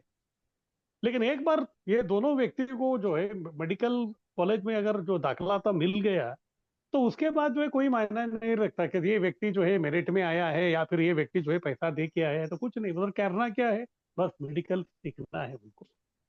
तो इसी प्रकार से जो है अगर पिछले जन्मों में जो है अगर व्यक्ति कर्म योग किया, ज्ञान योग किया, अष्टांग किया, फिर उसके बाद अभी भक्ति में आया, या फिर जैसे वो डोनेशन वाला है, तो ऐसे जो है कृष्ण और गुरु ने हमारा डोनेशन दे दिया, तो फिर हमको जो है भक्ति का जो स्कूल है उसमें जो हमारा दाखला तो हो गया, तो कुछ मतलब नहीं है। क्योंकि कैसे भी आइए आप, इस हम्म, प्रकार से आइए, इस प्रकार से आइए, आपको जो है भक्त केवल अभी भक्ति ही करनी है बस। इसलिए पूर्व जन्म में या पूर्वाश्रम में हमारा क्या था वो जो है कुछ मतलब नहीं है, अभी आगे क्या करना है और हमको भी हम क्या कर रहे हैं, ये बहुत ही महत्वपूर्ण हाँ प्रभु जी, धन्यवाद प्रभु जी। है। अरे हरे कृष्णा।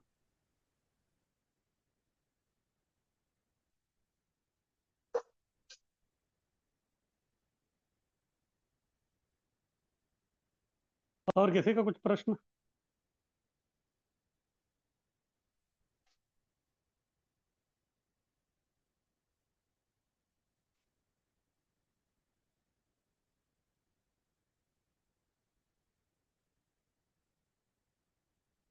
ठीक है, किसी का कुछ प्रश्न है तो आगे बढ़ते हैं हम लोग।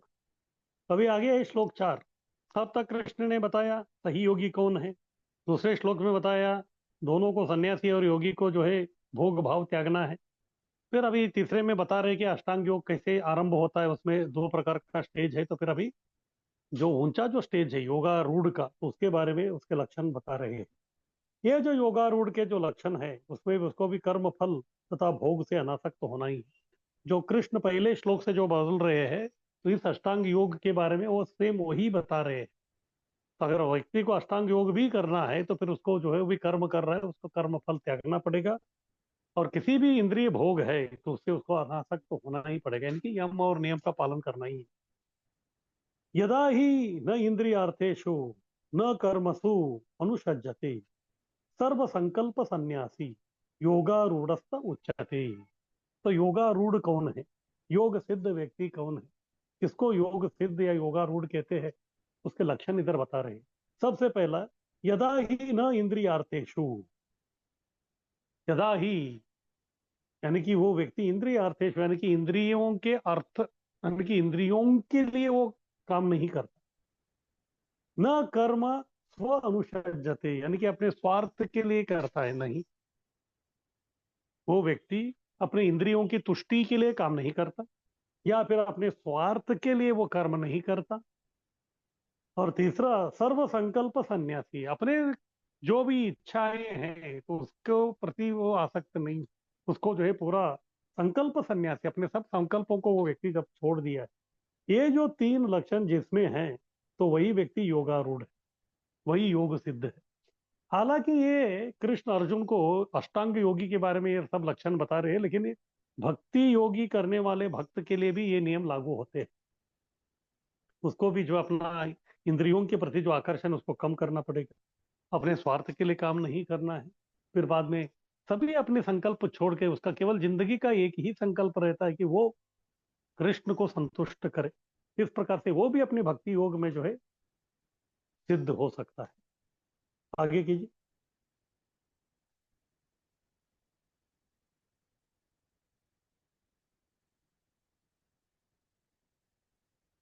तो प्रोपा जी अभी तत्पर में समझा रहे, क्योंकि अभी तक जो है कृष्ण वही बोल रहे कि अनासक्त होना है, अनासक्त होना है, अनासक्त होना है। तो फिर प्रश्न उठता है कि व्यक्ति अनासक्त कैसे होगा। तो प्रोपा जी बता रहे हैं कि अनासक्ति ऊंचा रस का आस्वादन से आता है। एक्चुअली ऊंचा रस का आस्वादन से जो अनासक्ति आता है वो भक्ति में ही होता है, अन्य इसमें नहीं होता। अन्य योग में जो है व्यक्ति जबरदस्ती से जो अनासक्त बनता है। जैसे जो कर्मयोगी है, कर्मयोगी जो है उसको अपने कर्म फल त्यागना है, वो इतना आसान नहीं है अनासक्त होना। या अगर कोई ज्ञान का अनुशीलन कर रहा है तो उसको जो है ज्ञान के अनुशीलन करते करते जो है ज्ञान को छोड़ के भक्ति में आना, यानी कि कार्य करना, सेवा करना जो है वो इतना आसान नहीं है उसके, क्योंकि वो लोगों को ऊंचा रस का आस्वादन नहीं हुआ है। तो इसलिए सही तरीके से अनासक्ति तभी होगी जब व्यक्ति को ऊंचा रस प्राप्त होता है। जब तक भक्ति की ऊंचा रस का आस्वादन व्यक्ति नहीं करता, तब तक ये जो निम्न प्रकार के जो योग है, यानी कि कर्म योग, ध्यान योग, ज्ञान योग, अष्टांग योग, इसको वो व्यक्ति छोड़ता नहीं है, उसके प्रति जो उसका लगाव निकलता नहीं है। तो इसलिए क्योंकि अभी अर्जुन जो है ध्यान योगी बनना चाहते थे, तो इसलिए उनको बोल रहे कि आप ध्यान योगी बनना इसलिए चाहते हैं क्योंकि आपको भक्ति का उन्नत रस का आस्वादन नहीं हुआ है। और जैसे ही आपको भक्ति का उन्नत रस का आस्वादन हो जाएगा, तो फिर आप पहले जो आपके जो संकल्प थे उससे आप सन्यासी बन जाएंगे, उसको आप छोड़ देंगे। इसलिए प्रभुपाद जी बोल रहे हैं कि अनासक्ति ऊंचा रस का आस्वादन से आता है। तो कृष्ण का अभी वही कोशिश चल रहा है इधर कुरुक्षेत्र के रणांगन में कि के न प्रकार है ना अर्जुन को ऊंचा रस को चखाना है, को आस्वादन करवाना है। तब कर्तव्य त्याग सकता है, या अन्यों के लिए योग्य उदाहरण स्थापित करने कर्तव्य पालन कर सकता है, पर वह कर्म फल से आसक्त नहीं। तो इधर बता रहे कि जो व्यक्ति भगवान का जो है ऊंचा रस भक्ति में जो लगा हुआ है, तो उसको जो है भौतिकता का जो है कोई कार्य करने का कोई आवश्यकता नहीं। इसका अच्छा उदाहरण है संत तुकाराम महाराज। तुकाराम महाराज गृहस्थ थे, लेकिन उनके दिन का जो है बहुतांश समय जो है विट्ठल का नाम और अभंग लिखने में ही वो जाता था। वो इतने तल्लीन थे कि उन्नत रस में तो उनको जो है भौतिकता के प्रति कोई आसक्ति ही नहीं। लेकिन उनकी जो पत्नी थी, उनका जो हमेशा जो है शिकायत रहती थी कि आप गृहस्थ हो और हमको जो है आपको संभालना चाहिए, आपका पालन पोषण करना है। इसीलिए जो है वो एक किसान के पास जो है खेत की रखवाली करने के लिए जो है वो काम पे उधर गए। लेकिन उधर भी वही काम, वो जो है पूरा मचान के ऊपर चढ़ गए, फिर बाद में जो है तल्लीन हो गए। फिर तभी क्या हो गया कि तभी जो है इधर उधर के जो है भाई वगैरह आके जो है उसको पूरा तहस नहस कर दिया। लेकिन फिर भी जो है वो शांत थे। वो उनका मालिक जो है बहुत सारा खरा खोटा सुनाया, फिर उनका जो है सब प्रॉपर्टी जो सब ले लिया, फिर भी जो वो शांत थे। लेकिन भगवान की कृपा ऐसी थी कि उस समय जब फसल सब काटी गई तो उसको जो है बहुत ज्यादा मुनाफा मिला। वो बहुत ही आश्चर्यचकित हो गए, ऐसे कैसे हो सकता। तब उसको जो है अपना जो अपराध था, यानी कि जो गलती थी, उसका एहसास हो गया। फिर वो व्यक्ति जो भी एक्स्ट्रा था वो सब फसल जो है तुकाराम महाराज को देने को आए, लेकिन उन्होंने बोला कि ये मेरा है ही नहीं, मैंने तो कुछ किया ही नहीं। फिर भी उन्होंने बोला कि आपको जो करना है कीजिए, मैं तो इधर छोड़ के जा रहा हूँ। फिर तुकाराम महाराज तुरंत जो है सब गांव के जितने भी लोग थे उनको सब पूरा अनाज बांट दिया।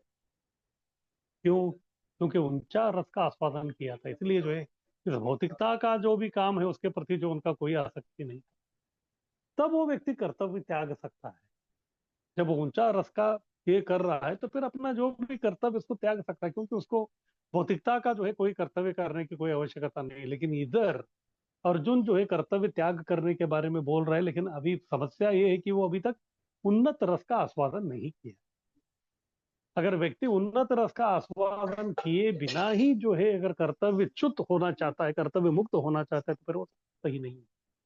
ठीक है, अगर ये व्यक्ति जो है ऊंचा रस प्राप्त किया है, वो जो है कर्तव्य छोड़ सकता है, या फिर अन्यों को दिखाने के लिए, उदाहरण प्रस्तुत करने के लिए वो कर्तव्य कर भी सकता है। वो व्यक्ति जो है कर्तव्य कर भी सकता है, पर वह कर्म या फल से आसक्त नहीं है। लेकिन वो व्यक्ति जो है इस प्रकार का भौतिक कर्म हो या फिर उस कर्म करने से जो फल प्राप्त होता है उसके प्रति वो कभी आसक्त नहीं है। इस प्रकार से कृष्ण अर्जुन को समझा रहे हैं कि आपको उन्नत रस केन केन प्रकार प्राप्त करना पड़ेगा, तब जाके जो है आप ये वैराग्य का या दूसरा जो है उसके बारे में आप सोच सकते हैं। तो योगारूढ़ जो है विषय वस्तु पर अनासक्त क्यों होना चाहिए? तो इधर प्रश्न उठता है कि इधर अनासक्त अनासक्त बोल रहे हैं, तो ये अनासक्ति जो है व्यक्ति जो योग के सिद्धावस्था में आता है तब तक जो उसको अनासक्ति दिखाना ही है। इसका मतलब क्या है? जब वैकुंठ से विमान आया है, जब आपका जो है एक कदम वैकुंठ के विमान में और दूसरा कदम अभी भी भौतिक संसार में है, तो तब तक आपको अनासक्ति दिखाना ही है। क्योंकि वो लास्ट स्टेज में भी जो है आसक्ति आ सकती है। इसलिए प्रभुपाद जी बोलते थे कि अगर आप जो है अगर केवल एक गुलाब जामुन के प्रति भी अगर आप आ सकते हैं तो फिर से आपको जन्म लेना पड़ेगा। तो इसीलिए जो है संपूर्ण अनासक्त जो है संपूर्ण परिपूर्ण स्थिति तक जो है ये व्यक्ति को जो है दर्शाना ही पड़ेगा। इसीलिए इधर प्रश्न है कि योगारूढ़ जो है विषय वस्तु पर अनासक्त क्यों होना चाहिए? क्योंकि मन के कारण। क्योंकि मन कभी उसका भटकेगा, क्या होगा मालूम नहीं। इतना कष्ट करके वो व्यक्ति मन को कंट्रोल करते करते जो है यहाँ तक आ गया है। लेकिन वहां जो अगर थोड़ा भी मन विचलित हो गया, कुछ गड़बड़ हो गया, तो फिर वो व्यक्ति उसका पतन हो सकता है। इसका अच्छा उदाहरण है भरत महाराज। भरत महाराज जो इतने अनासक्त, बहुत बड़े राजा थे, सब कुछ जो है उनके पास जो है संपत्ति थी। इस संसार में जो अगर कोई भौतिक व्यक्ति जो भी इच्छा करना चाहता है उससे बढ़कर उनके पास जो है सभी उस प्रकार के जो है वस्तुएं थी उनके पास। लेकिन भक्ति करते करते जो है वो भाव स्तर तक आए। भाव का एक लक्षण है विरक्ति, तो उसके कारण उन्होंने सब कुछ छोड़ के चले गए। लेकिन जंगल में थे, अकेले थे, तो एक दिन हरिन के जो बच्ची थे उसके प्रति जो उनका आसक्ति हो गई। वो स्टेज में भी जो है सब कुछ छोड़ के गए थे, लेकिन एक हिरण के प्रति आसक्त हो गए तो फिर सब गड़बड़ हो गई। इसीलिए जो है योगारूढ़ को भी जो है अंत तक अनासक्त होना बहुत जरूरी है, क्योंकि मन कभी जो है गड़बड़ करेगा हम बोल नहीं सकते। आगे कीजिए।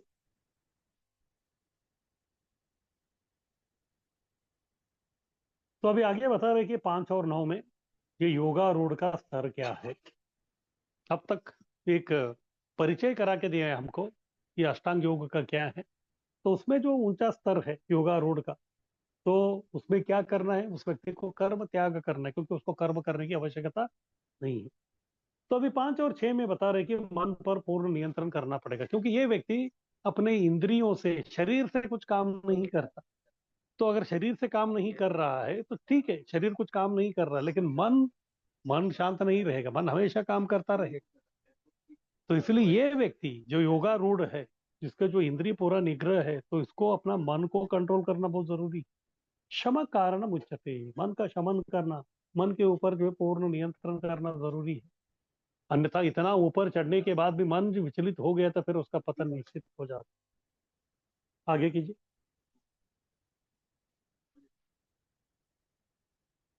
श्लोक 5।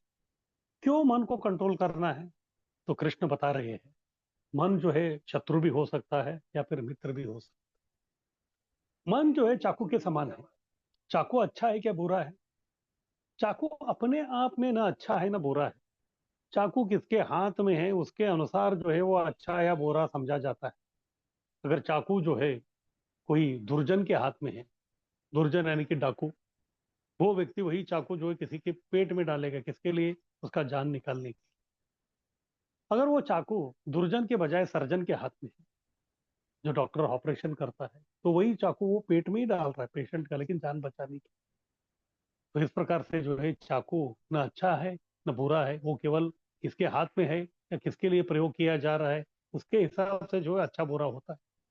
इसी प्रकार मन अच्छा है क्या बुरा है, आप मन के साथ कैसे व्यवहार कर रहे हैं, उसके हिसाब से वो कभी शत्रु भी हो सकता है या मित्र भी हो सकता है। उसको जो है कृष्ण अर्जुन को समझा रहे, क्योंकि अभी अर्जुन का मन जो है शत्रु बन गया है, क्योंकि उसको अच्छे विचार भी जो है समझ में नहीं आ रहे हैं। तो इसलिए बोल के कृष्ण अर्जुन का मन को जो है मित्र बनाने के लिए उनको बता रहे हैं। बोल रहे कि अर्जुन, एक बार आपका मन जो है मित्र बन गया तो फिर जो है ये विषाद से आप बाहर आएंगे। फिर तब जो है आप सभी वस्तुओं को यथार्थ देख सकते हैं।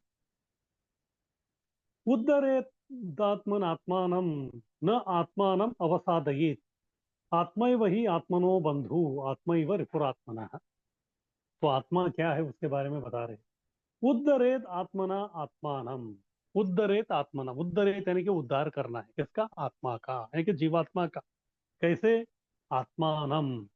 इधर दूसरा आत्मा, आत्मा का जो है अलग अलग प्रसंग में अलग अलग अर्थ होता है। इधर पहला जो आत्मा है वो आत्मा ही है, दूसरा जो इधर आत्मा है वो मन है। हाँ, दूसरा जो आत्मा है, आत्मा नाम मन, यानी कि मन से आप किसका उद्धार करेंगे? आत्मा का उद्धार करेंगे। न आत्मा नाम अवसाद है ये, यानी कि मन से आपको अपने आत्मा का उद्धार करना है, ना कि मन से आप अपने आत्मा का जो है पतन का कारण न बने। क्यों? आत्मा ही वही आत्मनो बंधुर, आत्मा ही वही रिपुरात्मना। क्योंकि ये जो आत्मा यानी कि इधर आत्मा का मतलब मन, मन ही जो है आत्मा का यानी कि जीवात्मा का वो बंधु भी हो सकता है, यानी कि संबंधी या हितैषी, या रिपुरात्मना, रिपु यानी कि शत्रु, वो शत्रु भी हो सकता है। ये सब जो है मन का खेल है। तो मन जो है किस प्रकार से आप चला रहे हैं, क्या मन जो है किस प्रकार से कर्म कर रहा है, उसके ऊपर आपका जो है गंतव्य निर्धारित होता है। तो इसलिए जो है हमारा संस्था का नाम है कृष्ण भावना।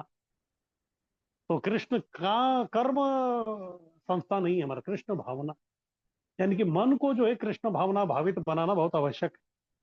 अगर मन जो है कृष्ण भावना भावित बन गया तो फिर जो है आत्मा का उद्धार हो जाएगा। अगर मन कृष्ण भावना भावित नहीं हुआ तो फिर मन से दुष्ट या शत्रु और कोई नहीं है, वो आपका पतन यानी कि अवसान का कारण बनेगा ही। इस प्रकार से जो है मन के बारे में कृष्ण अर्जुन को समझा रहे हैं। आगे कीजिए।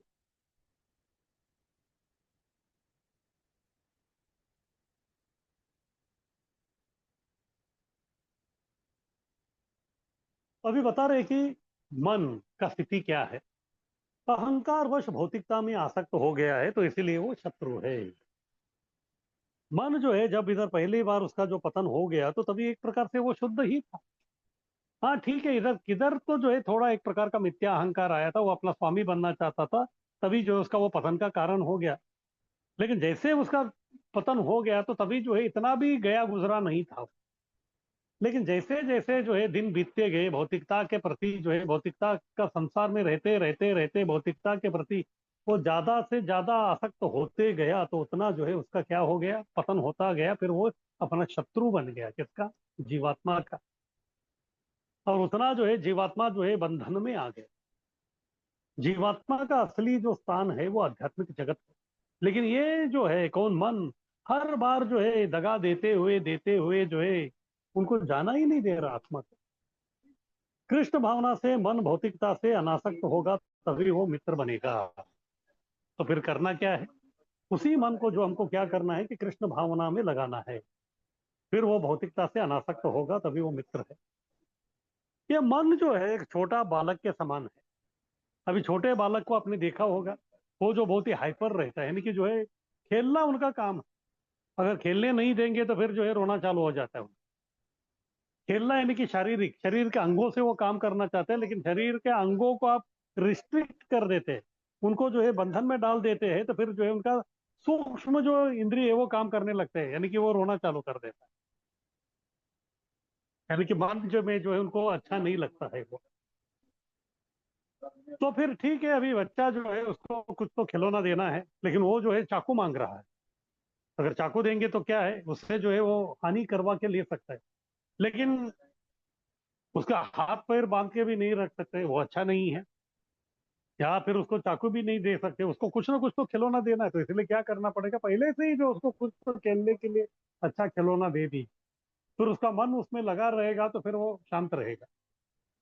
तो इसी प्रकार पहले से ही मन को जो है अच्छे विचारों से या अच्छे संस्कारों में हम लोग लगा देंगे, तो फिर वो बुरा विचार या बुरे संस्कार, बुरे कर्म या दुष्कृत्य में वो कभी नहीं लगेगा। इस प्रकार से वो जो है धीरे धीरे भौतिकता से अनासक्त हो सकता है। अन्यथा वो जो है अहंकारवश जो है हमको पतित बनाता रहेगा।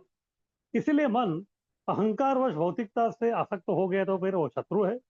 या फिर अगर वो कृष्ण भावना से, कृष्ण भावना भावित हो गया, तो फिर वो जो है भौतिकता से अनासक्त होगा, तब वो हमारा मित्र बन सकता है। यानी कि मन को शत्रु बनाना है या मित्र बनाना है, उसकी स्वतंत्रता हर जीवात्मा के पास है। अभी वो उसके पास वो आजादी दिया है कि उनको क्या करना है। मन को ऐसा नहीं कि मन उनका नहीं सुनता, मन सुनता है, लेकिन उसको कैसे सुनाने का वो आपके ऊपर। जैसे बालक जो है, बालक जो है किसका सुनेगा? माँ बाप का ही सुनेगा, क्योंकि वो उनका ही संतान है। अगर पहले उसको जो है आपने अच्छी तरह नहीं समझाया, तो फिर बड़े होने के बाद जो उसको आप कुछ नहीं कर सकते। जैसे अगर कोई वृक्ष है, जब वो छोटा है, अगर वो टेढ़ा जा रहा है तो उसको सीधा करने के लिए आप बांध के रख सकते हैं, तो फिर बड़ा होने के बाद वो सीधा जाएगा। अगर आप पहले ही बांध के नहीं रखेंगे, तो फिर वो थोड़ा बड़ा होने के बाद उसको कितना भी आप कोशिश कीजिए, वो टेढ़ा नहीं होगा, वो जो है बहुत मुश्किल हो जाता है। इस प्रकार से मन को जो है शत्रु न बनाते हुए हमको मित्र बनाना जरूरी है। तो प्रभुपाद जी इधर उल्लेख कर रहे हैं अमृत बिंदु उपनिषद का। अमृत बिंदु उपनिषद में भी इस मन के बारे में जो है उल्लेख है, तो उसको वो इधर जिक्र कर रहे हैं। मन ये वही मनुष्य नाम कारण बंध मोक्ष योग। तो उधर भी वही कह रहे हैं। क्या कह रहे हैं? मन ये वही मनुष्य नाम, मन ही है वो मनुष्यों के लिए क्या करता है, कारण है। किसका कारण? बंधन और मोक्ष का। मन ही जो है जीवात्मा को बंधन में भी डाल सकता है, फिर बंधन से मुक्त भी कर सकता है। ये मन ही है मेन। इसीलिए मन की सहायता से उद्धार हो और पतन नहीं। इसीलिए जो है मन के सहायता से हमको उद्धार होना चाहिए, पतन नहीं होना चाहिए। और मन को जो है मित्र बनाना है, तो फिर उसके लिए जो है संस्कार बहुत जरूरत। संस्कार का मतलब है शुद्धिकरण। मन का जो है पहले तो बालक का अस्तित्व से ही अगर आप उसका संस्कार करते, उसको शुद्ध करते रहेंगे, तो फिर अंत तक जो है वो शुद्ध रहे।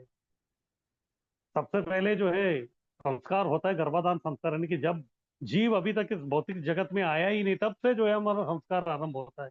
और कहाँ तक? जब तक वो भू माता के गर्भ में नहीं जाता। यानी कि माता के गर्भ से लेके भू माता के गर्भ तक जो है नाना प्रकार के संस्कार होते रहे। और वो किसके लिए है? तो इसी के लिए है, यानी कि मन के ऊपर वो संस्कार, यानी कि मन के ऊपर जो है कुछ इंप्रेशन आते हैं। मन के ऊपर जो है कुछ वो अच्छे इंप्रेशन रहा, अगर अच्छे है तो फिर अच्छा है, बुरा है तो बुरा है। मन जो है वो गिल्ला मिट्टी की तरह है, उससे आप जो बनाना है वो बना सकते हैं। उससे जो है आप सुंदर विग्रह भी बना सकते हैं, या फिर कुत्ता बिल्ली भी बना सकते हैं। जैसे कभी कभी हम देखते हैं, जो कुछ बिल्डिंग के ऊपर जो है स्लैब डालते हैं, फिर स्लैब डालने के बाद जो वो लोग सब निकल जाते हैं।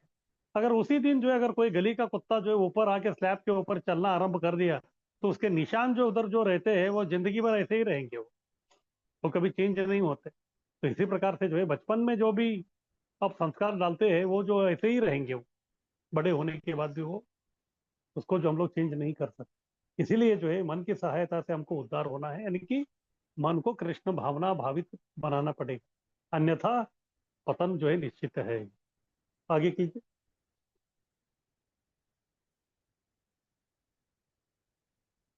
आगे है श्लोक 6।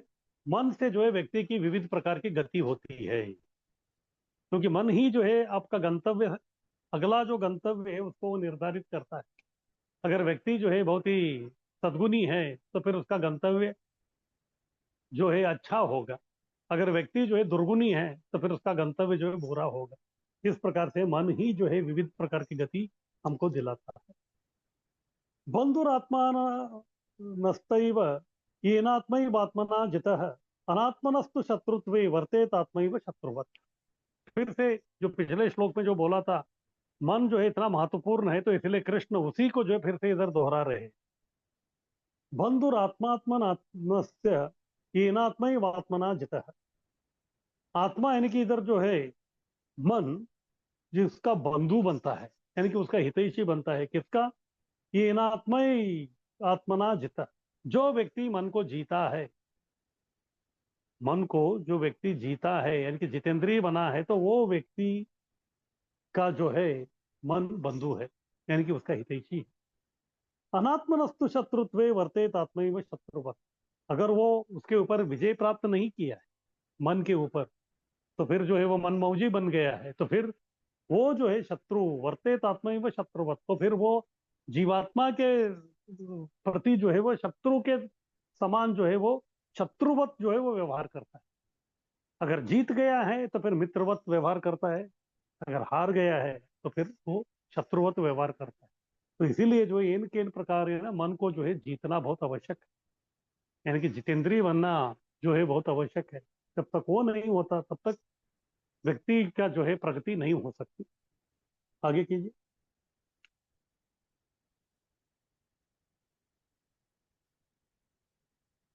तो मन जो है नियंत्रित है तो फिर वो बंधु है, कृष्णदास बनने के लिए वो तैयार होता है। इसीलिए जो है उसको, मन को जो है इन केन प्रकार है,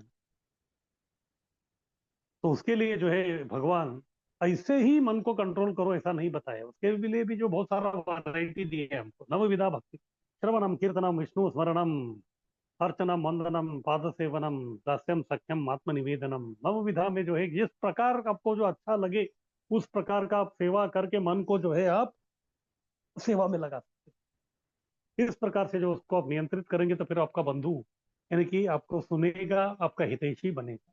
और कृष्ण दास बनने के लिए अगर आपने उसको प्रशिक्षण दिया है तो फिर वो कृष्ण का दास बनने के लिए भी तैयार होगा, तब जो है वो सही प्रकार से हमारा बंधु है। अगर अनियंत्रित है मन तो फिर वो शत्रु है, काम क्रोध द्वेष का शिकार हो जाता है। फिर वो जो हमारे जो अनर्थ है, तो अनर्थों का शिकार हो जाता है, काम का शिकार होता है, द्वेष का होता है, क्रोध का होता है। फिर इसके कारण जो है व्यक्ति का प्रगति नहीं होगी, उसका पतन होता रहेगा। इसीलिए जो है कैसे भी करके मन को जो है कृष्ण भावना भावित बना के उसको मित्र बनाना अनिवार्य है। इसीलिए मन को शत्रु बनाकर पतन होने से मित्र बनाकर उद्धार हो। यानी कि जब तक जीवात्मा मन को अ, जीत कर उसको बंधु नहीं बनाता, मित्रवत नहीं बनाता, तब तक उसको इस भौतिक संसार में मुक्ति का कोई गुंजाइश ही नहीं है।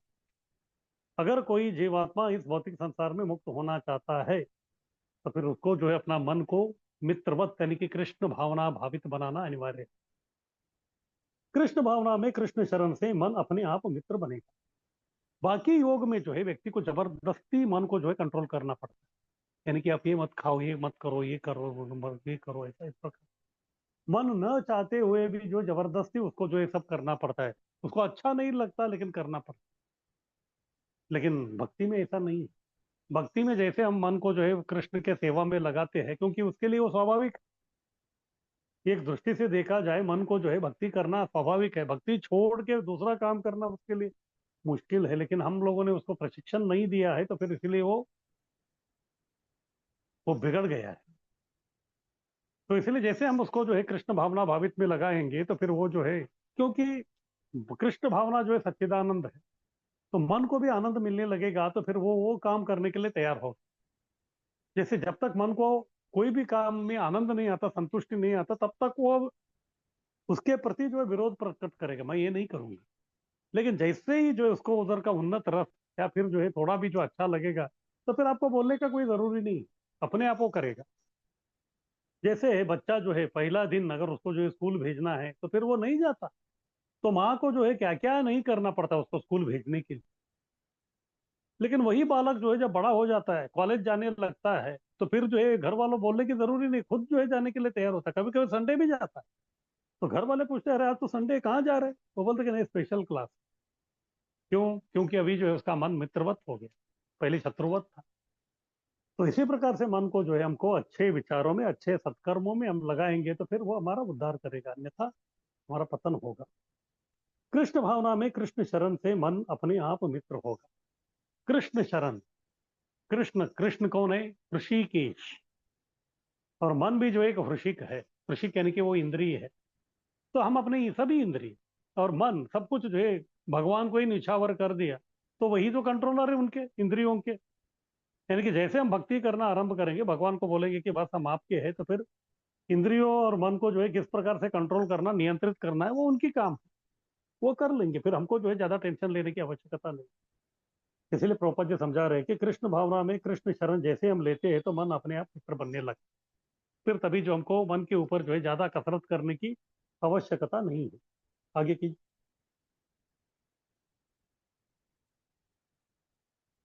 तो ये हो गया मन के बारे में।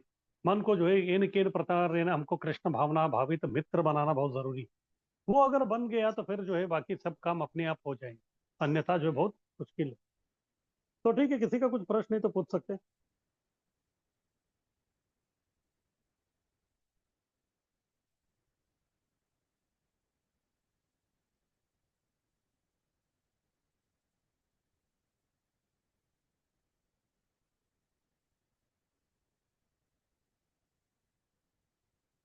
किसी का कोई प्रश्न मन के ऊपर, फिर जो हम लोग चर्चा कर रहे हैं सब।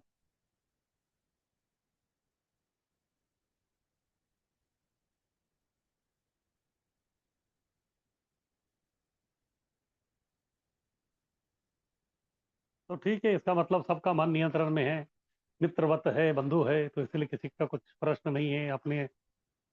मैं आशा रखता हूँ कि आप लोग जो है सही अच्छी तरीके से जो है मन को कृष्ण भावना में लगाया है। बहुत अच्छी बात है। हरे। हरे कृष्णा प्रभु जी, दंडवत प्रणाम। हाँ बोलिए। प्रभु जी, अभी आपने जो बोला कि मन नियंत्रित नहीं है, तो जब हम जप करते बैठते हैं तब भी हमारा मन नियंत्रित नहीं होता ना? अभी देखिए, मन जो है हमारा, अगर मान लीजिए आपका जो है 40 का उम्र है, तो 40 साल तक जो है आपने उसको जो है बहुत बुरे संस्कार ही दिया है। और अभी जो है आप 4 साल से जो है भक्ति कर रहे हैं, जो 40 साल का जो कचरा है वो 4 साल में कैसे निकलेगा? अगर बचपन से ही जो अगर आप उसको प्रशिक्षण देते थे, तो फिर वो अपने आप जो कंट्रोल में रहता। तो 40 साल का कचरा जो है निकालने के लिए जो है थोड़ा समय तो लगेगा। यहाँ तक प्रभुपाद जी भी हाँ। जो है 35 साल जो है जब करने के बाद वो एक दिन बताए कि आज जो है मुझे थोड़ा जप में जो है रस आ रहा है करके।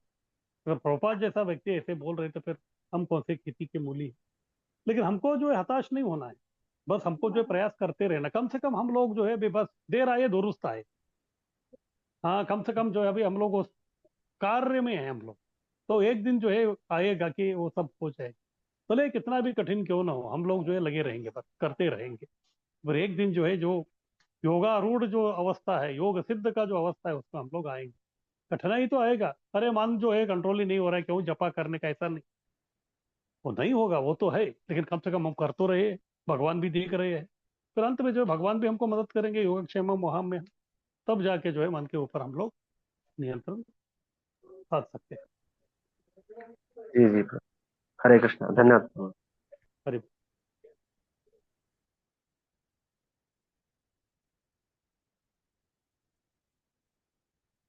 और किसी का कुछ प्रश्न?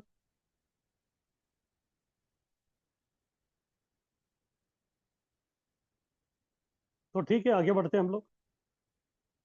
और योगारूढ़ के और लक्षण क्या है? तो अभी 7, 8, 9 अगला श्लोक में बता रहे हैं, भौतिक आसक्ति से अनासक्ति।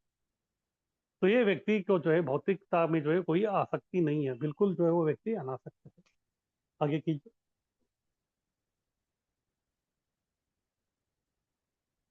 श्लोक 7।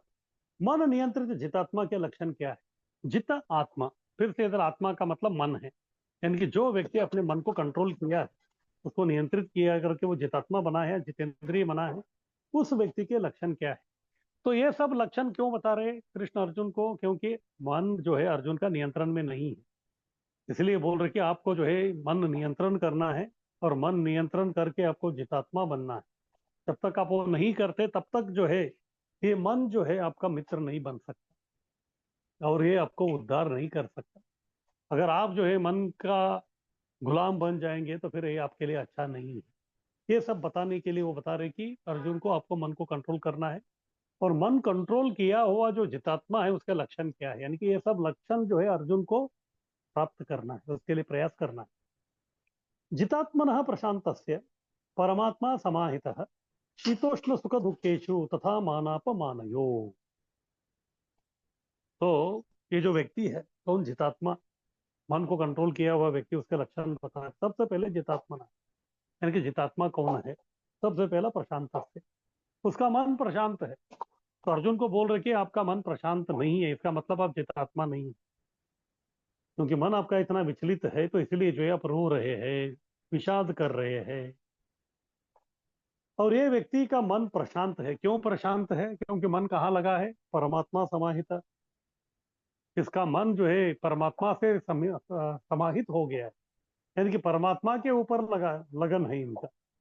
तो परमात्मा के ऊपर जो है ध्यान केंद्रित कर दिया है, तो इसीलिए उसका मन प्रशांत है। और जब व्यक्ति परमात्मा के ऊपर या भगवान के ऊपर जो है मन केंद्रित कर देता है, जब उसका मन प्रशांत होता है, तो उसका क्या फायदा? वो आगे बता रहे हैं। शीतोष्ण सुख दुखेषु तथा मानापमानयो। तो वो व्यक्ति जो है जीवन में आने वाले सभी प्रकार के जो द्वंद्व है उसको समानता से देखता है। ऐसा नहीं है कि जिस व्यक्ति का मन जो है कंट्रोल में है तो उसके जीवन में द्वंद्व नहीं आते, द्वंद्व आते हैं उसके जीवन में भी। लेकिन उन द्वंद्व के ऊपर वो किस प्रकार से कार्यवाही करता है वो बहुत महत्वपूर्ण है, क्योंकि उसका मन प्रशांत है। तो मन प्रशांत होने के कारण द्वंद्व आने से भी वो व्यक्ति विचलित नहीं होता। किस प्रकार के द्वंद्व? पहले है शीतोष्ण। शीत यानी कि ठंडी, उष्ण यानी कि गर्मी। तो हम देखते हैं ये जो जिंदगी है उसमें जो है गर्मी गर्म ठंडा चलता रहता है। एक तो बाहर का जो क्लाइमेट है वो भी गर्म ठंडा होता है, कभी कभी हमारा माथा गर्म ठंडा होता है, माहौल गर्म ठंडा होता है। इस प्रकार जो है पूरा ये संसार का कण कण जो है इस प्रकार शीत उष्ण का द्वंद्व से भरा हुआ है। ठीक है वो सब हो रहा है, लेकिन ये व्यक्ति जो है जितात्मना, इससे उसको कुछ फर्क नहीं पड़ता। क्यों? क्योंकि मन प्रशांत है। जैसे शीत उष्ण यानी कि अभी जो है बारिश बहुत हो रही है, लेकिन आपको किधर तो जाना है, तो आपके पास वो कैपेसिटी है क्या बारिश को रोकने का? तो नहीं है। फिर क्या करेंगे? बस उसको सहन कर लो। फिर जाना है तो क्या करें? बस रेनकोट पहनो, रेनकोट पहन के आप चले जाओ। इस प्रकार से आप शांत रहो, ये द्वंद्व चलता रहेगा। उसके बाद सुख दुख के इच्छू। जीवन में कभी सुख आता है कभी दुख आता है, क्योंकि ये जीवन जो है जीवन चक्र कहते हैं इसको। जीवन चक्र यानी कि चक्र में हम देखते हैं जो अभी ऊपर रहता है कुछ समय के बाद जो घूमते घूमते नीचे आता है, नीचे वाला ऊपर आता है। इस प्रकार अभी मेरे जीवन में दुख है और सुख नीचे है, तो कुछ समय के बाद दुख नीचे होगा और सुख ऊपर आ जाएगा। इस प्रकार रोटेशन जो है उसका वो चलता रहता है। लेकिन इस प्रकार रोटेशन सुख दुख का आता है तो भी ये जो व्यक्ति है कौन, भक्त या फिर ये जो योगी है, उसके जीवन में जो है वो कुछ उथल पुथल नहीं होता। क्यों? क्योंकि मन प्रशांत है। क्यों है? क्योंकि वो परमात्मा समाहित। भौतिकता में जो भी जो चल रहा है उसे उसका कोई लेना देना नहीं, क्योंकि अंदर जो बैठा हुआ परमात्मा है वो जो है उनको प्रशांत रख रहा है। तथा मानापमान योग। कभी जो है व्यक्ति को सम्मान मिलता है और कभी अपमान होता है। हाँ, कभी कभी जो है लोग हमको आके शाबाश बोलते हैं, और कभी कभी वही लोग जो है हमको शाबाश नहीं देते हैं। वो बोलते हैं कि कभी कभी आप बदमाश हो। कभी लोग शाबाश बोलते, कभी बोलते हैं बदमाश। लेकिन इस प्रकार से जो है वो व्यक्ति जो है कभी विचलित नहीं होता। क्यों? मन को उन्होंने ऑलरेडी परमात्मा में लगाया है। और ये बाकी सब जो द्वंद्व है वो आध्यात्मिक नहीं, क्योंकि वो परमात्मा के संपर्क में जो है आध्यात्मिकता का वो लेवल में पहुंच गया है, उस उत्तुंग स्थिति में वो पहुंच गया है, उस पराकाष्ठता में वो बैठ गया है। तो फिर ये जिंदगी में होने वाले जो उथल पुथल उसको फर्क नहीं पड़ता। जैसे अभी का ही मौसम देखिए, इतना कई सारे जगह में जो है पानी भर रहा है। तो पानी जो भर रहा है तो वो जो है उससे किसको तकलीफ हो रहा है? जो ग्राउंड फ्लोर पे है या फर्स्ट फ्लोर पे है उनको तकलीफ हो रहा है, लेकिन जो 20वें माले 25वें माले में जो रह रहा है उसको उतना तकलीफ नहीं हो रहा है। इसी प्रकार से ये जो व्यक्ति है जितात्मना, भले ही वो व्यक्ति भौतिक संसार में है, भौतिक जगत में है, लेकिन वो 25वें माले में बैठा हुआ है। इसलिए इस प्रकार ये जो पानी जैसा जो ये द्वंद्व जो इधर आ रहे हैं वो उनको विचलित नहीं कर, उसको जो है विचलित नहीं करते। वो ऊपर बैठा, क्यों ऊपर बैठा है? क्योंकि परमात्मा समाहित है। परमात्मा के कारण जो है वो अपने आप को, अपना मन को जो है इतना ऊंचा बना के रखा है, तो द्वंद्व भी उसको, उसके बाल को बांका भी नहीं कर। आगे कीजिए।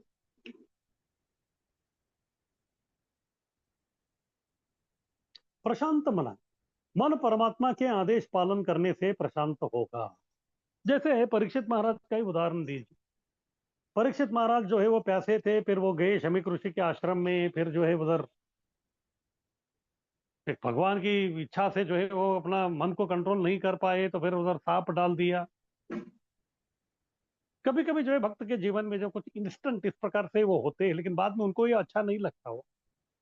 शायद बाद में जो है परीक्षित महाराज अपने जो कार्यवाही थे उसके बारे में वो पछता रहे थे, लेकिन उनका जो बेटा था उसको क्रोधित नहीं होना चाहिए था, लेकिन वो व्यक्ति क्रोधित हो गए। क्रोधित होके जो उन्होंने शाप दे दिया। लेकिन हालांकि परीक्षित महाराज पहले अपने आप को कोस रहे थे, जब उनको समझ में आ गया ये जो है द्विज, यानी कि ये जो ब्राह्मण व्यक्ति है मुझे शाप दिया है, तो फिर उन्होंने शांत हो गए। वो क्यों? क्योंकि परमात्मा समाहित प्रशांत आत्मा थे। तो इसलिए उन्होंने सोचा द्विज शाप रूप हो, भगवान जो है द्विज शाप के रूप में आए हैं फिर, इसीलिए जो है वो विचलित नहीं हुए।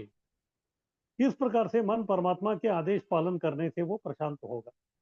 परमात्मा समाहित है, वह कृष्ण भावना का समाधि में है। जो व्यक्ति हर पल कृष्ण का स्मरण करता है, कृष्ण के लिए काम करता है, ये व्यक्ति जो है उत्तम अधिकारी है। हम लोग चर्चा कर रहे थे उत्तम, मध्यम और कनिष्ठ में। कनिष्ठ को जो है ज्ञान का उतना जो है बड़ा चढ़ा ज्ञान भी नहीं है, और दूसरा जो मध्यम है उसको ज्ञान है, लेकिन वो सबके साथ एक समान व्यवहार नहीं करता, अलग अलग लोगों से अलग अलग व्यवहार करता है। प्रेम मैत्री कृपा उपेक्षा, भगवान से प्रेम करता है, भक्तों से मैत्री करता है, जो अबोध लोग हैं उनके ऊपर वो कृपा करता है, और जो मूर्ख लोग हैं और द्वेषी लोग हैं तो उनको जो है वो नकारता है। इस प्रकार अलग व्यवहार है, लेकिन जो उत्तम अधिकारी है वो जो है सबको समान दृष्टि से देखता है। तो इस प्रकार से ये जो व्यक्ति है इधर, ये जितेंद्रिय, ये उत्तम अधिकारी सबको समान दृष्टि से देखता है। इसलिए वो व्यक्ति कृष्ण भावना का समाधि में है, कृष्ण भावना का समाधि में है। इसीलिए शीत हो या उष्ण, सुख हो या दुख, मान हो या अपमान, द्वंद्व से मुक्त होगा। यह द्वंद्व के बारे में कृष्ण अर्जुन को इसीलिए बोल रहे हैं क्योंकि उनका मन द्वंद्व में आ गया है। मैं जीतूंगा या नहीं जीतूंगा मालूम नहीं है, तो मुझे इससे सुख मिलेगा या नहीं मिलेगा मालूम नहीं है। क्योंकि वो कृष्ण को बोल रहे थे कि एक बार हम लोगों को विजय प्राप्त भी हो गया तो वो भी एक प्रकार का पराजय ही है। क्योंकि जिसके सामने जो है हमको अपनी संपत्ति का जो है प्रदर्शन करना है, जो हमारे स्वजन, अगर वही नहीं रहेंगे तो फिर हमको मिला हुआ जो संपत्ति है वो हम किसको दिखाएंगे? एक प्रकार से ये जो सुख है ये दुख ही है। इस प्रकार से वो द्वंद्व में थे।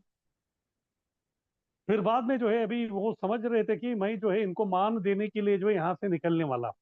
लेकिन कृष्ण बोल रहे कि तुम इनको बचाने के लिए, मान देने के लिए आप बोल रहे, लेकिन वो आपका अपमान करेंगे। आपको जो है वो बोलेंगे कि ये जो है रणछोड़ व्यक्ति है।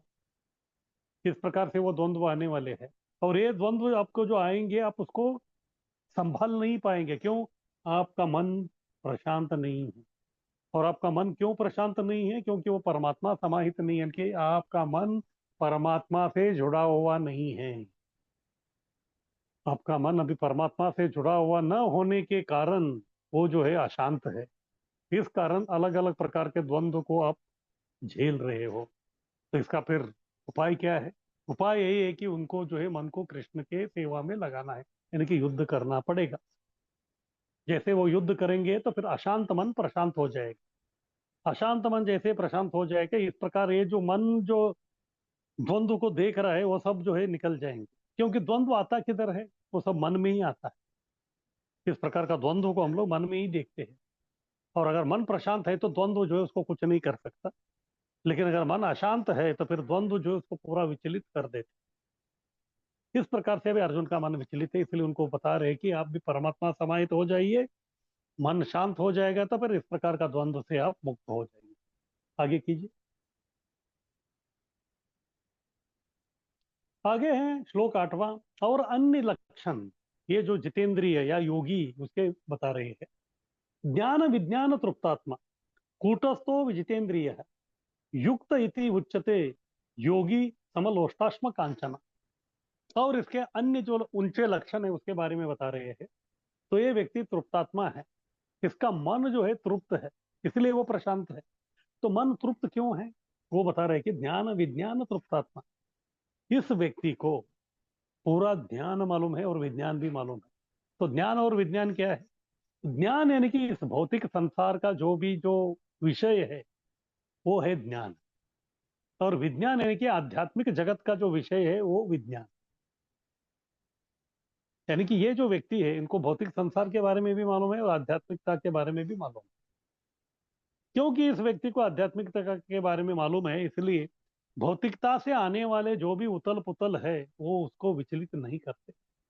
इसीलिए वो व्यक्ति तृप्तात्मा है, क्योंकि वो समझ सकता है ये जो उथल पुथल आ रहा है ये भौतिकता के कारण है, लेकिन मैं भौतिक नहीं हूं, मैं आध्यात्मिक हूं। ये उनको, वो व्यक्ति उस विज्ञान के कारण भली बात ही जानता है, क्योंकि वो अपने आप को जो है आध्यात्मिक समझ रहा है। तो फिर इस प्रकार से भौतिकता में आने वाले जो भी उथल पुथल है उसके प्रशांत मन को अशांत नहीं करता।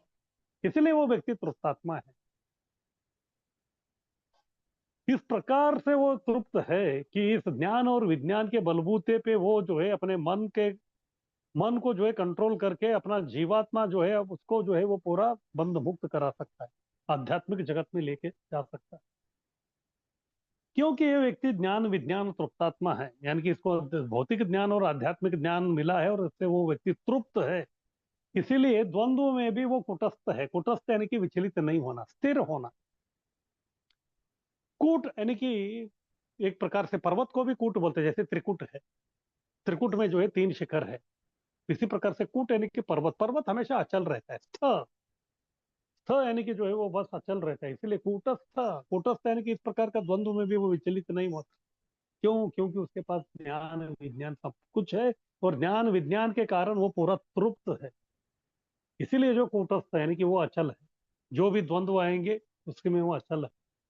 क्योंकि वो अचल है इसीलिए जो विचितेंद्रिय है, इसीलिए जो व्यक्ति अपने सब इंद्रियों को कंट्रोल में कर सकता है। तब जाके उस व्यक्ति जिसका इंद्रिय कंट्रोल में है, उसको युक्त, युक्त यानी कि योग्य व्यक्ति है। युक्त इति उच्यते। युक्त का 2 अर्थ होता है। युक्त यानी कि जो योगी है, या युक्त का अर्थ होता है वो योग्य है। या कि योगी है या फिर योग्य है, दोनों एक ही है, क्योंकि योगी ही योग्य है। युक्त इति उच्यते। फिर आगे क्या होता है, इतना सब उसको मिलने के बाद तभी जो है वो सब कुछ इस भौतिक संसार का जो चीजें है उसको समानता से देखता है। क्या क्या समानता से देखता है? समलोष्टाश्म कांचन। समलोष्ट अश्म कांचन, लोष्ट यानी कि छोटे छोटे कंकर, पत्थर ऐसे पड़े हुए। फिर बाद में अश्म यानी कि बड़ा पत्थर। छोटे कंकर हो या फिर बड़ा पत्थर हो या फिर कांचन यानी कि सोना, सब उसके लिए एक समान है। यानी कि उसके पास भौतिक और आध्यात्मिक दोनों ज्ञान है। इधर भौतिक ज्ञान यानी कि लोष्ट अश्म यानी कि कंकर और पत्थर के समान वाला, वो भी वो जानता है। और आध्यात्मिक जैसा जो कांचन यानी कि जो आध्यात्मिक सोने जैसा जो ज्ञान है वो भी वो जानता है, लेकिन सबको समानता से देखता है कि उसको मालूम है कि कौन सा क्या है। इस प्रकार से जो है योगी हमेशा संतुष्ट और शांत है और तृप्त है। आगे की।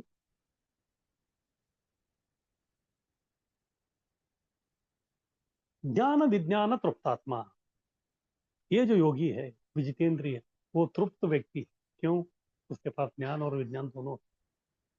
तो ज्ञान का मतलब क्या है? अर्जित ज्ञान। और विज्ञान यानी कि अनुभूत ज्ञान से तृप्त है। अर्जित यानी कि ये जो भौतिक ज्ञान जो रहता है वो हमको जो है प्राप्त करना पड़ता है, अलग अलग प्रकार का डिग्री। हाँ, BA BCom science BSc MSc PhD जो भी है, ये सब अर्जित ज्ञान है। और दूसरा अनुभूत ज्ञान, अनुभूत यानी कि आध्यात्मिक, उसका हम लोग अनुभूति अनुभव करते हैं, साक्षात्कार करते हैं। इस प्रकार दोनों ज्ञान इसके पास है। भौतिक भी है और आध्यात्मिक भी है, इसलिए दोनों का तुलना वो कर सकता है, इसलिए जो है वो व्यक्ति वो दोनों ज्ञान से तृप्त है। कोरा ज्ञान व्यर्थ है, परमात्मा साक्षात्कार नहीं करवाती। तो प्रभुपाद जी बता रहे हैं, अगर किसी के पास केवल ज्ञान है, केवल ज्ञान यानी कि अर्जित ज्ञान, यानी कि उसके पास जो है बहुत सारा दो दो तीन तीन पीएचडी है, बहुत बड़ा डॉक्टरेट है, सब कुछ है, पंडित है, वो केवल कोरा ज्ञान है। क्यों कोरा ज्ञान है? क्योंकि वो ज्ञान को वो विज्ञान में परिवर्तित नहीं कर रहा। विज्ञान का और एक अर्थ होता है कि विशेष ज्ञान। वी का मतलब विशेष ज्ञान। वो विशेष ज्ञान कभी होता है जब वो अपने ज्ञान को प्रैक्टिकल में लेके आता है। प्रत्यक्षावगमम धर्मम सुसुखम कर्तुम अव्ययम। प्रत्यक्ष अवगमम, ये जो विज्ञान है उसको जो है प्रत्यक्ष रूप से आप उसका अनुभव कर सकते हैं, इसलिए वो है अनुभूत ज्ञान। जैसे अगर कोई विज्ञानी, विज्ञान का जो है विद्यार्थी है, तो उनके लिए थ्योरी और प्रैक्टिकल दोनों रहता है। थ्योरी में तो बहुत सारे जो है उनको पढ़ाया जाता है, लेकिन जब तक उसको प्रैक्टिकल करके जो है वो लोग नहीं देखते, तब तक जो उसमें विश्वास नहीं आता। इस प्रकार से उनके पास अर्जित यानी कि थ्योरी और अनुभूत यानी कि प्रैक्टिकल दोनों है, इससे वो तृप्त है। इसलिए बोल रहे कि कोरा ज्ञान व्यर्थ है। अगर केवल व्यक्ति थ्योरेटिकल है, उसको जो है प्रैक्टिकल नॉलेज नहीं है, तो फिर वो थ्योरी इतना ज्ञान लेके क्या करेगा? उसका कोई मतलब ही नहीं। परमात्मा साक्षात्कार नहीं करवाते, क्योंकि वो जो कोरा ज्ञान है, वो अर्जित ज्ञान, वो केवल भौतिक है। तो भौतिक ज्ञान में जो है परमात्मा किधर दूर दूर तक जो है उनको नहीं देख सकते आप।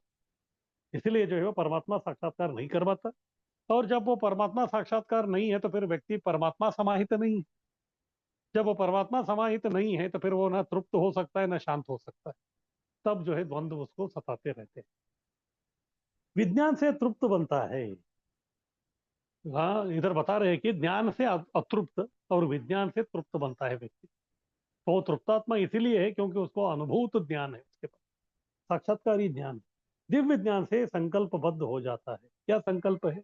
बस मुझे जो है इस भौतिक संसार से परे जाना है, इससे जो है पूरा मुक्त होना है। तो ये संकल्प जो है उसको दृढ़ संकल्प है, तो फिर उसके लिए जो भी करने के लिए वो तैयार हो जाता है। संसारी विद्वत्ता से मोहित नहीं होता है।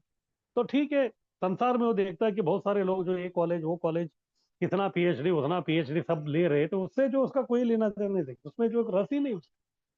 क्योंकि जो उसके पास ज्ञान मिला है उसी से वो व्यक्ति संतुष्ट है। जो भी उसको आध्यात्मिक ज्ञान अब उनके गुरु के माध्यम से, परंपरा के माध्यम से, शास्त्रों के माध्यम से उसको जो अर्जित हुआ है, उसी से वो संतुष्ट है। जब वो संतुष्ट है तो फिर उसको जो है दूसरे का जो है कोई आवश्यकता नहीं। जैसे अगर व्यक्ति जो है जो उसको मिल रहा है उसी से अगर वो संतुष्ट है, तो उसको अन्य कोई वस्तु की जो है कोई कामना वो करता नहीं है, ना उसका जो है कोई आवश्यकता उसको है। अगर किसी का जो है पेट सही में भर चुका है, तो उसको जो है छप्पन भोग भी बाद में देंगे तो बोलेगा कि मुझे नहीं चाहिए। उसको कोई आवश्यकता नहीं है। क्यों? क्योंकि वो तृप्तात्मा है, तृप्त बन गया है। इस प्रकार से वो व्यक्ति जो है संसारी विद्वत्ता से मोहित नहीं होता, और ना ही संसारी विद्वत्ता का उसका जो है कोई आवश्यकता है। और वो ये भी जानता है कि संसारी विद्वत्ता से जो है उसका अहंकार बढ़ सकता है, जिस अहंकार के कारण जो है वो व्यक्ति आध्यात्मिक जगत को छोड़ के जिस भौतिक जगत में आया है, तो फिर से वो अहंकारी बनेगा। तो फिर जो है उसको एक जो स्वर्णिम अवसर प्राप्त हुआ है, ये सब अहंकार को तोड़ के उसको जो है भगवान का दास बन के जो है भगवत धाम जाने का, तो उसको वो खो दे। तो इसीलिए जो है वो ये संसारी विद्वत्ता से वो मोहित नहीं हो। उनको मालूम है ये जो है कुछ काम का नहीं। जैसे सार्वभौम भट्टाचार्य जी जो है आचार्य, बहुत बड़े विद्वान थे। ऐसा बताया जाता है कि वो जनकपुर में जाके जो है उधर एक विशेष प्रकार का ज्ञान था, उसको उन्होंने किताब देख के ही जो है पूरा उन, उसका ज्ञान जो उनके अंदर आ गया, वो लेके आए थे वो। इतने जो है बहुत ही प्रकांड पंडित थे वो। लेकिन वही जब चैतन्य महाप्रभु के सामने आए, तो फिर उनको समझ में आ गया कि उनका जो है ज्ञान पूरा कोरा ज्ञान है, वो कुछ काम का नहीं। क्योंकि उनके पास अनुभूत ज्ञान नहीं है। अनुभूत ज्ञान जो है केवल चैतन्य महाप्रभु के पास। फिर उनको समझ में आ गया कि जिंदगी भर जितने भी उन्होंने जो है शास्त्र को जो कमाया है, वो कुछ काम का नहीं। तो इसलिए शंकराचार्य जी भी जो है वाराणसी के गलियों में जब जा रहे थे, गुरुकुल के सामने खड़े थे, तभी उन्होंने देखा कि कुछ जो विद्यार्थी छात्र थे, सुबह के समय में जो है वो संस्कृत ग्रामर जो है, व्याकरण जो है, उसको वो रट रट रहे। रामा रामा रामा हो, इस प्रकार। तो तभी जो है उन्होंने बताया क्या, नहीं नहीं रक्षते डुक्रुम करनी, संप्राप्ते सन्निहिते काले।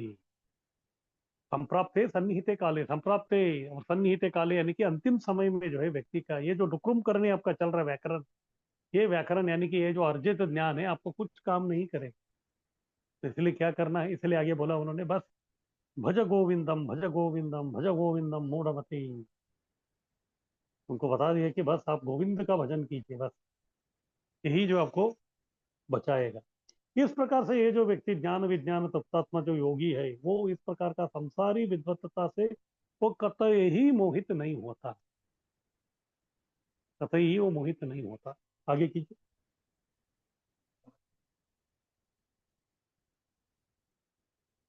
किस प्रकार से वो कूटस्थ है, कूटस्थ यानी कि आध्यात्मिकता में वो व्यक्ति स्थिर है। जैसे मैं बता रहा था, कूट यानी कि पर्वत, पर्वत से और अचल वस्तु जो इस भौतिक संसार में दिखता नहीं, वो भी जो है पूरा बस पर्वत समान, हिमालय जैसा जो है पूरा भक्ति करने में, भगवान के सेवा करने में जो है पूरा दृढ़ है वो, पूरा दृढ़ संकल्प वाला व्यक्ति है, तो उसको जो है कोई हिला नहीं सकता उस व्यक्ति को, क्योंकि उसके पास भौतिकता का नहीं, आध्यात्मिकता का ज्ञान है। उस आध्यात्मिकता के कारण जो है वो व्यक्ति कभी हिल नहीं सकता। जैसे वो ही सार्वभौम भट्टाचार्य जब भक्त बन गए, उसके बाद जो उन्होंने आध्यात्मिकता में सुस्थिर बन गए वो, तभी वही बोलते हैं कि ये जो पहले जो तार्किक के समान वो जो काम करते थे वो कैसा है, तार्किक श्रृगाल सब भ्यू भ्यू करे। श्रृगाल यानी कि जो सियाल रहता है, कुत्ता रहता है, वो भौं भौं भोंकता रहता है।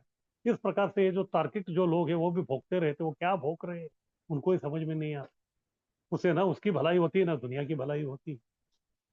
इस प्रकार से जो है वो लोग आध्यात्मिक अपने आप को कहते हैं, लेकिन वो स्थिर नहीं है, हमेशा जो है विचलित होता रहता है उनको। आगे प्रभुपाद जी भक्ति रसामृत सिंधु का ये श्लोक जो है उसको बता रहे हैं कि अतः श्री कृष्ण नामादि न भवेद ग्राह्यम इंद्रिय, सेवन मुखे जिह्वादो स्वयं एवं स्फुरत्यता। इसीलिए अथ यानी कि इसलिए, श्री कृष्ण नाम आदि, श्री कृष्ण का नाम और आदि, आदि यानी कि नाम रूप गुण और लीला भगवान का, न भवेत ग्राह्यम इंद्रिय, हमारा जो भौतिक इंद्रिया है उनको जो है ये भगवान का नाम रूप गुण लीला ग्राह्य नहीं है, उसको वो पहचानते नहीं है या फिर वो समझ में नहीं आता उनको, क्योंकि इंद्रिय हमारे भौतिक है और भगवान के ये सब जो है नाम रूप गुण लीला वो आध्यात्मिक है। दोनों में जो एक प्रकार का असंगतता है, इनकॉम्पैटिबल, दोनों का जो है जोड़ सही नहीं है, क्योंकि एक भौतिक है और एक आध्यात्मिक है, इसलिए तो समझ में नहीं आता कि ये क्या है, तो फिर क्या करें।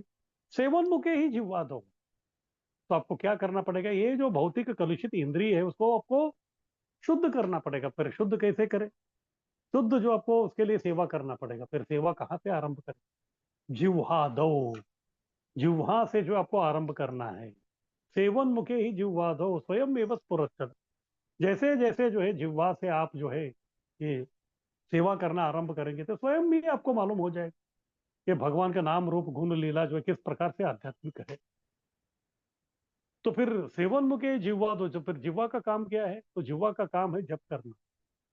तो जिह्वा का जो है काम है वो जप करना। जैसे वो व्यक्ति जो है जप करना आरंभ करेगा तो धीरे धीरे जैसे शुद्धिकरण होगा, वैसे जो है श्री कृष्ण नामादि भवेद ग्राह्यम इंद्रिय, तब जाके उसके जो भौतिक इंद्रिया है वो ये जो आध्यात्मिक जो कृष्ण के जो नामादि है उसका जो है ग्रहण करना वो आरंभ करेगा। अन्यथा जो है ये आध्यात्मिक जो चीजें हैं उसको भौतिकता से जो हम लोग नहीं समझ सकते, आध्यात्मिक चीजों को जो है भौतिकता की तुलना में जो हम उसकी गणना नहीं कर सकते, वो जो है बहुत ही मुश्किल काम है।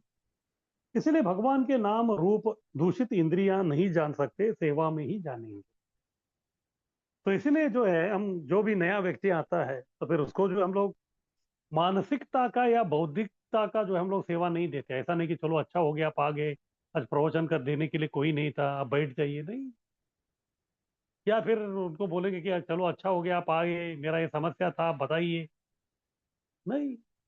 तो सबसे पहले हम क्या करते हैं, उसके जो भी इंद्रिय है उसको जो है सेवा में लगाते हैं। चलो ठीक है, ये जो है बर्तन घिसो या फिर सब्जी कटिंग करो या फिर जो है मंदिर मार्जन करो या किताब उठाओ, इस प्रकार का जो है अलग अलग जो है हम लोग सेवा में उसको लगाते हैं। इस प्रकार जब अलग अलग प्रकार के सेवा में जो है हम लोग इस दूषित इंद्रियों को जब लगाते हैं, तो फिर धीरे धीरे जैसे उसका शुद्धिकरण होता है, तो शुद्धिकरण के अनुपात में जो है उसको भगवान के नाम रूप गुण लीला का जो है वो साक्षात्कार होता है।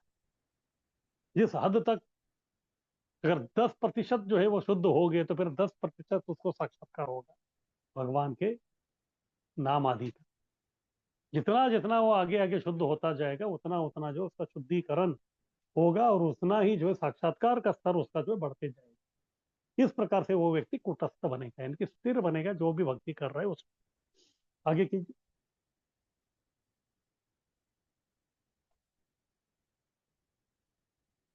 इस प्रकार से वो व्यक्ति विजितेंद्रिय बनेगा, क्योंकि उसके पास आध्यात्मिक ज्ञान है। आध्यात्मिक ज्ञान के बलबूते पे अपने जीव सभी इंद्रियों को जब भगवान के सेवा में लगाता है, तो फिर वो इंद्रिय उसके कंट्रोल में आते हैं, तभी विजितेंद्रिय होता है।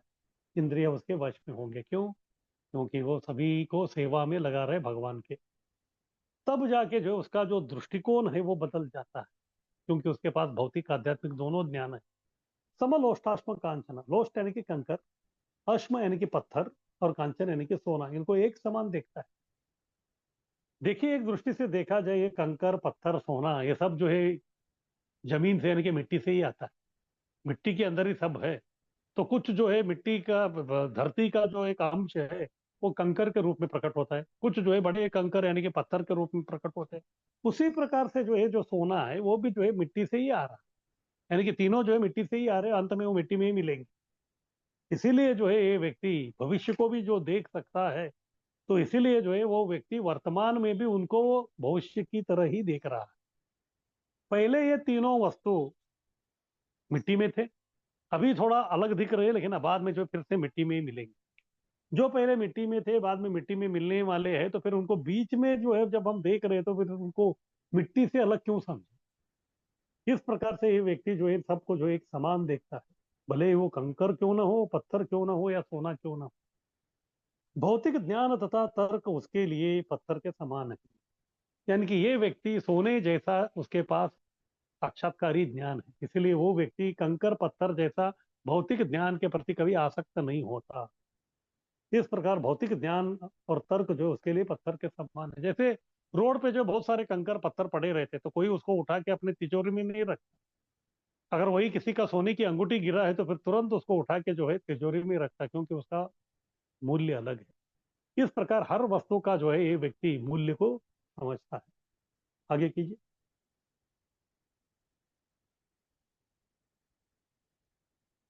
आगे श्लोक 9, और भी जो है इनके और भी लक्षण जो है वो सब बता रहे हैं, उसको जो हम लोग अभी कल देखते हैं। तो फिर कल हम लोग शाम को 6:30 बजे मिलेंगे। तो सबका बहुत बहुत धन्यवाद। मंशा कल्पतरुभ्यश्च कृपा सिंधुभ्येव च पतितानां पावनेभ्यो वैष्णवेभ्यो नमो नमः। हरे कृष्णा प्रभु जी, हरे धन्यवाद। कृष्णा। हरे कृष्णा हरे प्रभु जी, कृष्ण प्रभु जी, दंडवत धन्यवाद। प्रणाम।